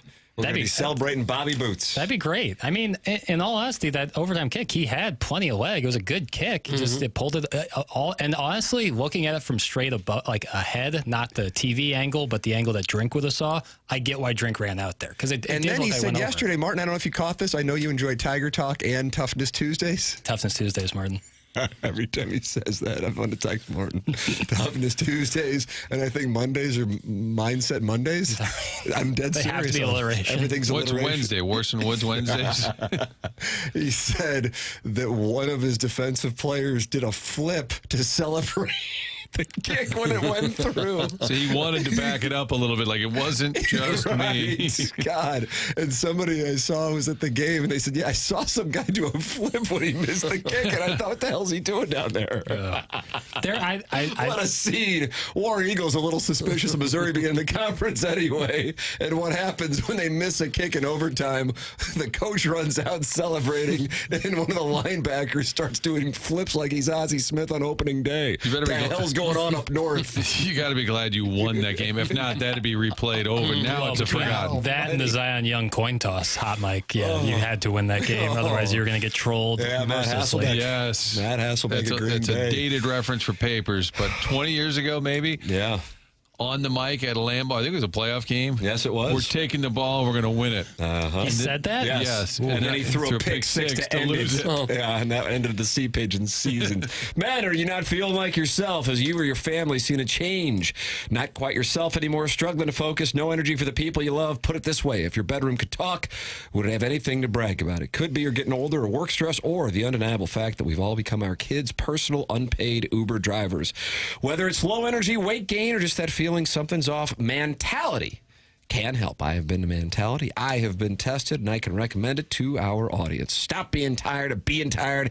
Get back to the guy you used to be. Visit mentalityhealth.com and reserve your spot today. That's mentalityhealth.com. 10 o'clock hour coming your way, even though it's already 10:16. The program is called TMA. It's presented by Brown & Crouppen on 101 ESPN.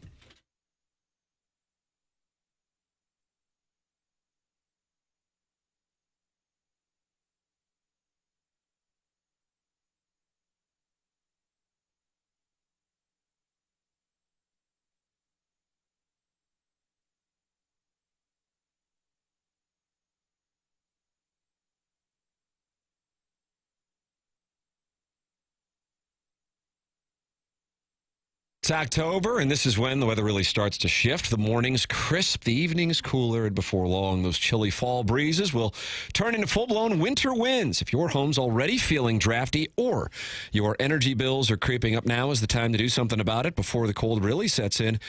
And Universal Windows Direct is making it easier than ever with an October deal that is packed with value. Right now, buy 2 windows, get 2 free with no limit. Plus, enjoy 0% interest for 3 full years. And to top it off, get an extra $500 off your entire home improvement project when you schedule this month. It's Universal Windows Direct. Call 314-334-2522, or you can visit universalwindowsdirect.com to schedule your free in-home estimate. Buy 2, get 2 free, 0% financing for 3 years. Bonus $500 off. You'll be glad you did, and just like me, you'll be saying, I love my windows.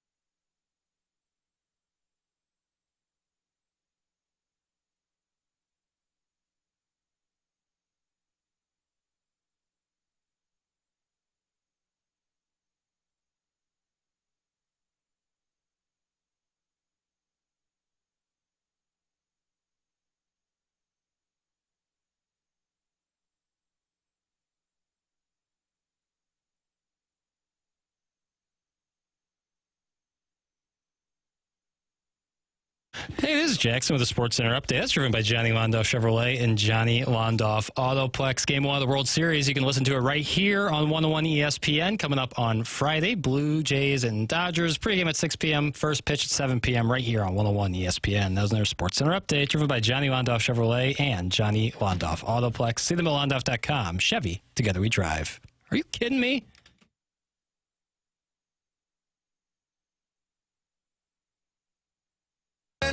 Save just what we need. Let's go. Let's go. They'll be playing this in celebration tomorrow night after the Blues right the ship. I think so. Against the Mammoth before heading out to take on the upstart Wingy Saturday. And that's Little Caesars Arena now, Doug, not Joe Louis, which we got to enjoy back in the day before I was Cool J. Mike Ilitch made his fortune with Little Caesars Pizza. There's a lot of guys. Caesars. I like Little Caesars. A lot of guys that made a lot of money on pizza. In college, hot and ready, $5. It's a square deal. I like that term. You like the term square deal. Yeah, that's where you just showed up and they'd give you whatever they had ready you got for pepperoni? $5. Sure, $5. Square deal. Square deal. It's TMA 101 ESPN shows presented to you by Brown and Crouppen. Martin Kilcoyne has onboarding every day at 10 o'clock. Even though the show has now been on 101 ESPN for a year, the standard amount of onboarding is about 2, right? 2.5? 2 years, yeah, right. I'd say. So just workshop after workshop. That's correct. There's some people who never get through it in their career. Chairman Kurt slides into the dais in the 10 o'clock hour, and we read your emails for the Design, Air, Heating, and Cooling email of the day coming up the morning after at InsideSTL.com. So send yours in. The players have been sending in wonderful emails, especially yesterday. I thought it was a great batch the morning after at InsideSTL.com. James Carlton, longtime sponsor here on TMA. He is my insurance agent. And he has been the sponsor of the Tim McKernan Show podcast for, I guess it's going to be 8 years old here in about a month and a half. It's it was October of 2017. James Carlton, 314-961-4800. Or go online at carltoninsurance.net. That's James Carlton of the Carlton State Farm Insurance Agency. 452 5-star reviews for James and his team at the Carlton State Farm Insurance Agency in Webster Groves. Can't say enough good things about James Carlton. That's why my family and I made the switch. You make the switch as well. You'll save money just like Jamie Rivers did when he made the switch a few weeks ago. It's James Carlton of the Carlton State Farm Insurance Agency. Doug, a weird dynamic here that's popped up on the Colonel's website, PowerMizzou.com. Take a listen to this audio of Aaron Taylor, who is high on Vanderbilt in the Missouri-Vanderbilt game. That number now 2.5. It's dropped from 3 to Vanderbilt minus 2.5.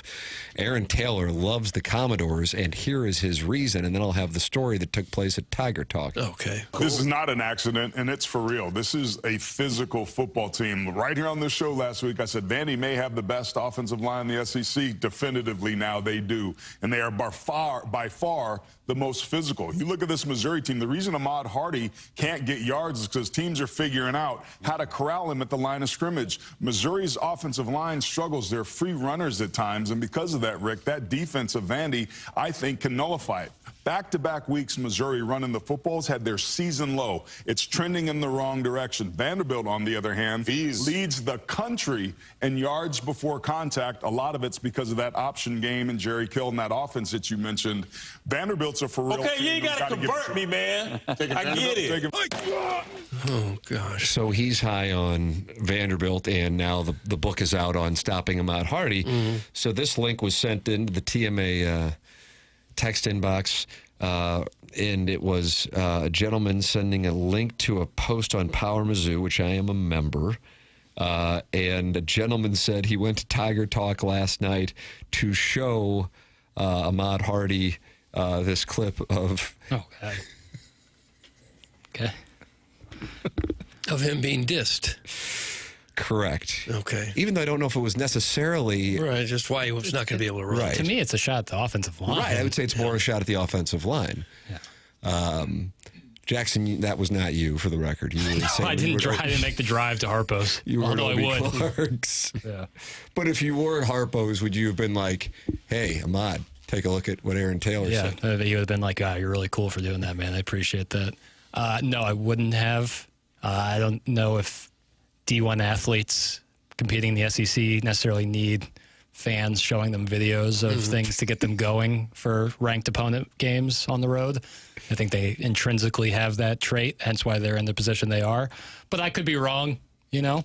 And again, I think that's more of a commentary on the offensive line thing. Like when I watched the game against Auburn, I wasn't like, man, Ahmad Hardy just doesn't have it. There wasn't any room to run. Yeah, he was, and I know Keegan Trost was getting like some praise. I thought he was getting beat a lot on that side. It was a lot coming from that side of the offensive line, more so than the Caden Green side. But again, I never played a snap of football, so to really break it down, I think would be disingenuous on my part.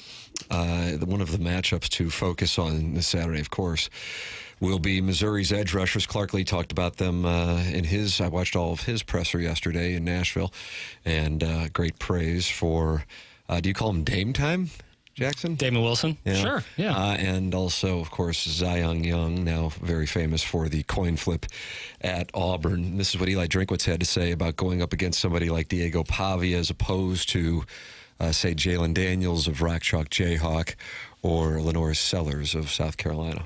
I mean, I do think that's kind of a theme for college football right now, and specifically for the quarterbacks that we've played. You know, you speak about Daniels and Sellers, and even Jackson Arnold, I thought, did a nice job scrambling. And so, you know, our guys have some experience. I don't know that any of them are as good at the improvisation as Diego. I think he is, I mean, there's a third down play where LSU has everybody taken away. They have a DN with a free runner on him, and he's able to make him miss with a 3-move in the backfield and then throw it to the tailback who's not even in the play. I mean, he's literally not even an option, but he's eligible, and he found him. So, I mean, that kind of stuff, it's hard to replicate.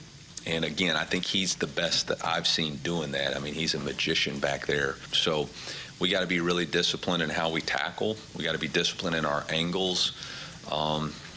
It'll be a real challenge. Yeah, that play I can recall against LSU.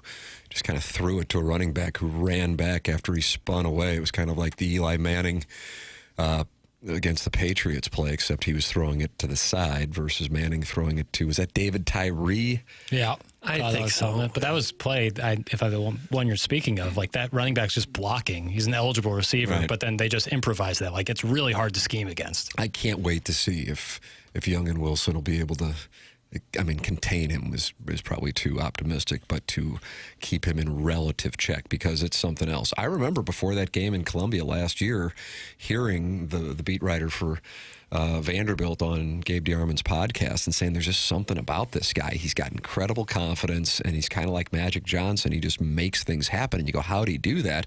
And I'm like, boy, this guy's really high on the Vanderbilt quarterback, because at the time they had already lost to Georgia State. And so in just 365 days, the nation's perspective on Vanderbilt has shifted, but I still don't think it's fully there. I think if this were even Ole Miss with the performance that Vanderbilt has had, I think they would be ranked higher. For example, Heather Dinich of ESPN had her teams that are already in the college football playoff, and she's got Ole Miss in there, but has Vanderbilt needing more work and Missouri needing more work. And by the way, I don't dispute the two needing more work, but I would say about Ole Miss, what has Ole Miss done that Vanderbilt hasn't done? Right.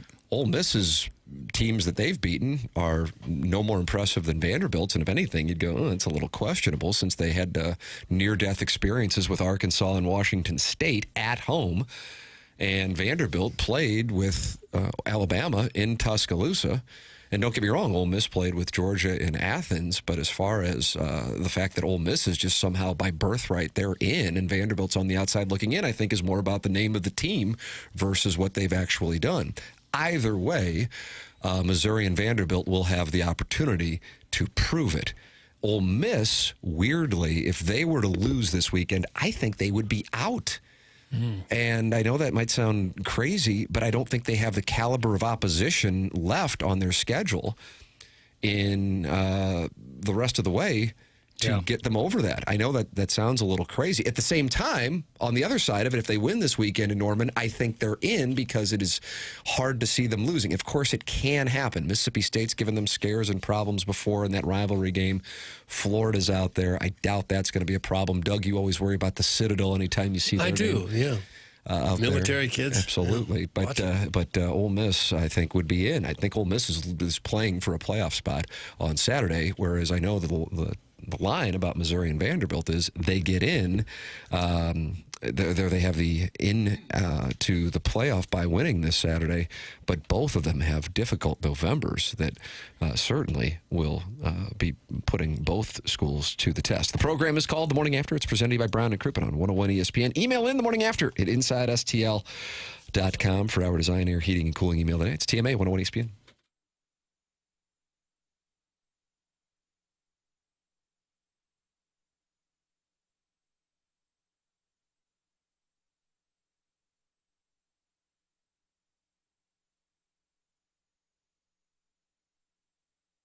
Michael's Flooring is online at igotfloored.com. Michael's family and locally owned now for over 30 years. And you can go online and get 3 free samples from Proximity Mills just by going to igotfloored.com. Michael's Flooring, if you are in the market for flooring, has 3 easy-to-get-to locations in the St. Louis metropolitan area.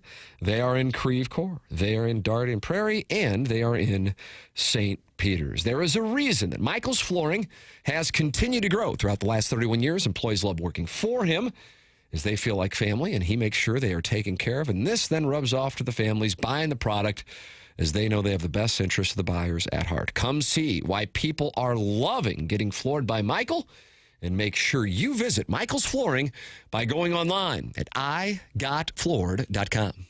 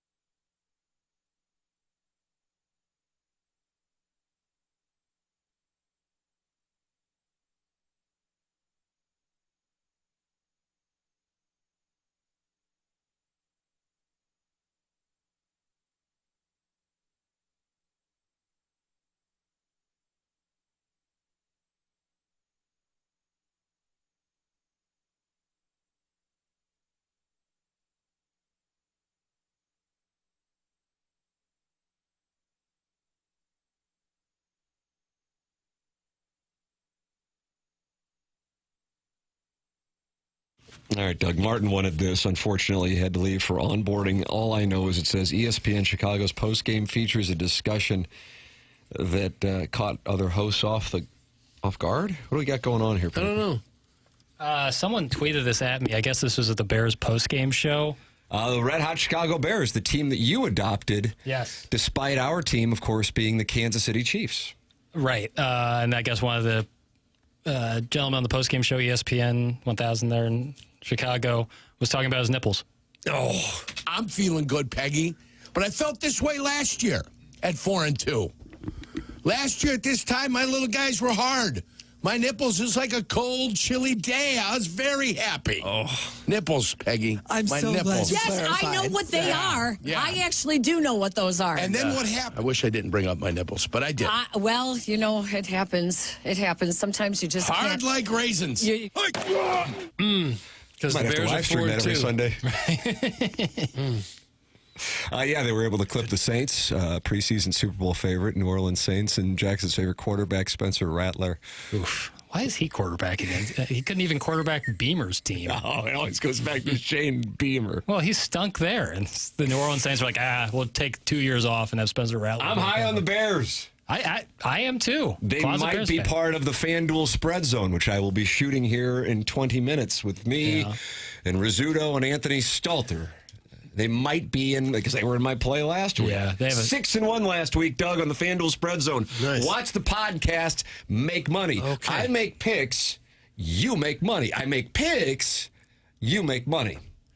Maybe you need a new man cave to bask in your glory. I'll tell you who could build it for you. Ooh, Collier & Thompson. Yeah, I can see that. They do man caves all over town. They specialize in kitchens and baths. Get your house spruced up and don't wait until you move. Do it now so you can enjoy it. Collier & Thompson is your go-to source for every design consideration. Also have a great paint department. You don't want to paint anymore? Have the pros come over and do it. You'll be amazed at how much better your house will look if you have the professionals do the painting.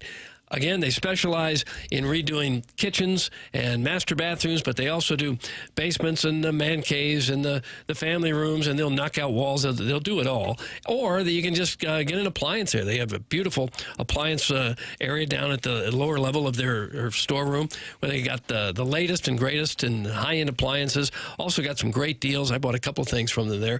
They just do fantastic work at Collier & Thompson. You know that by the fact that they've been around since the 1950s. They've been improving houses all over town for a long, long time, and they do it better than anyone. For them, it's all about trust and care. Collier & Thompson is people that you know you can trust to be in your home, and they are going to do a fantastic job. And if you don't like it, they'll keep working until you do like it. Collier & Thompson is on Manchester and Baldwin next to Uncle Bill's Pancake House.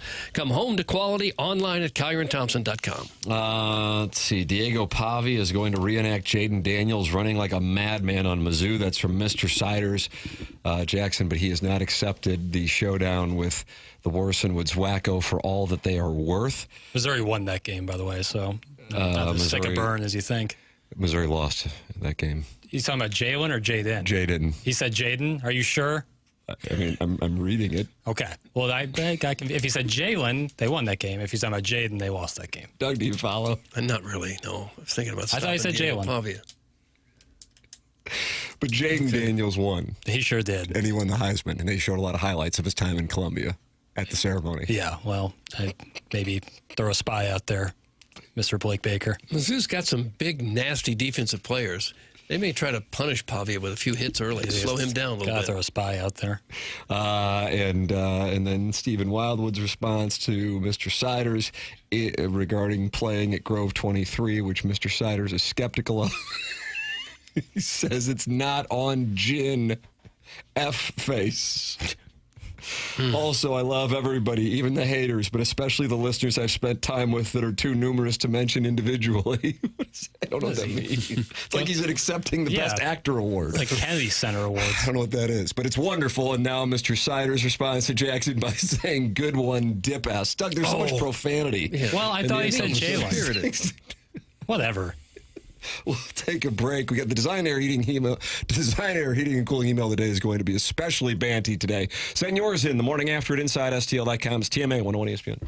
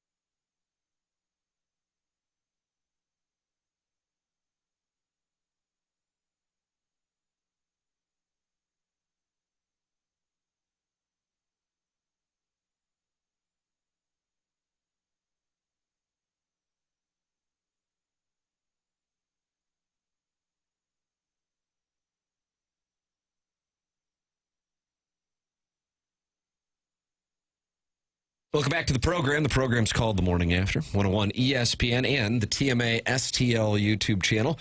The Michelob Ultra YouTube chat active along with our Air Comfort Service text inbox.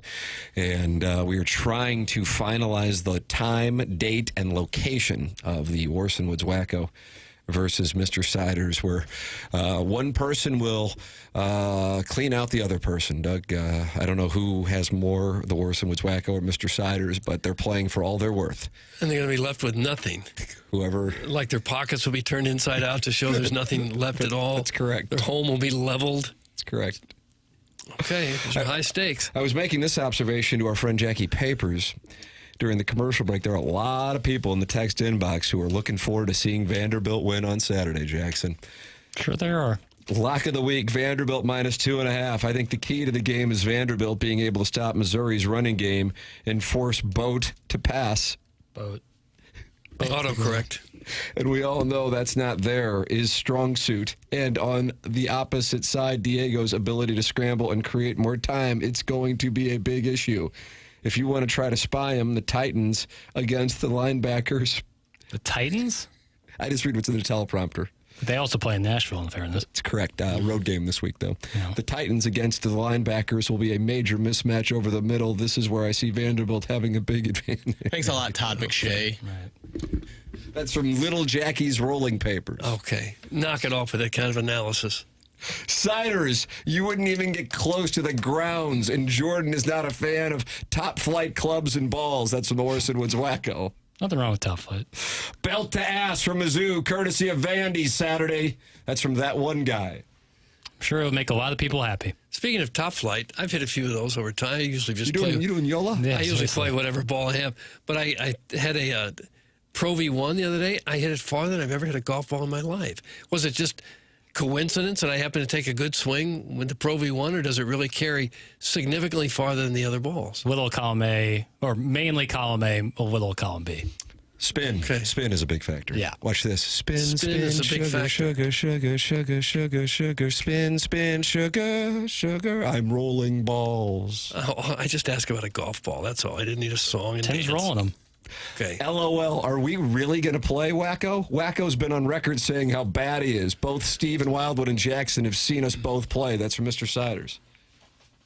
Yeah, if it was straight up match, I'm probably putting my money on Mr. Siders. Orson Woods Wacko's now coming for you too. Okay, if it's straight up, if it's a straight up match, if there's pops, then I would hope somebody wouldn't be playing with pops.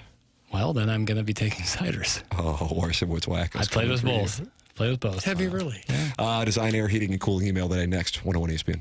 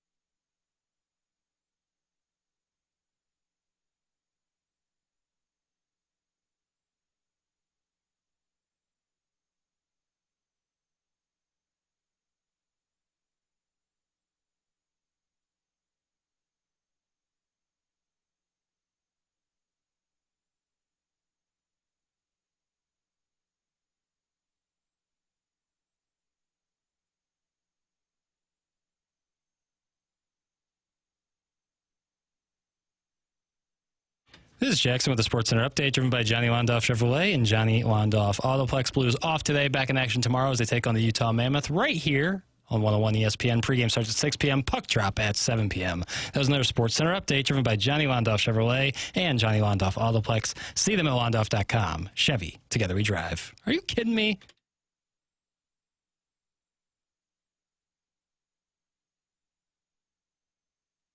All right, Doug, this is it. Design, air, heating, and cooling email of the daytime. All right, I'm ready. It just gets embarrassing. Paging Midge, table for one. That's from Midge. Midge. Short and sweet. Do you feel closer to me knowing I've savored your porcelain potpourri? No. From farm to table, from tank to mouth. As I watched my wife's father prepare for his annual colonoscopy, This is deep dotem, isn't it? No, it's Timmy Walters. He's active in Gabe's postgame show. Very. Okay. As I watched my wife's father prepare for his annual colonoscopy, I couldn't help but admire his skill in organizing his ingredients. You see, kiddo, he said, it's all about marination.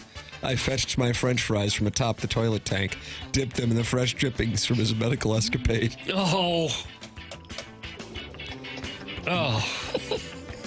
It is deep dotem. Timmy Walters.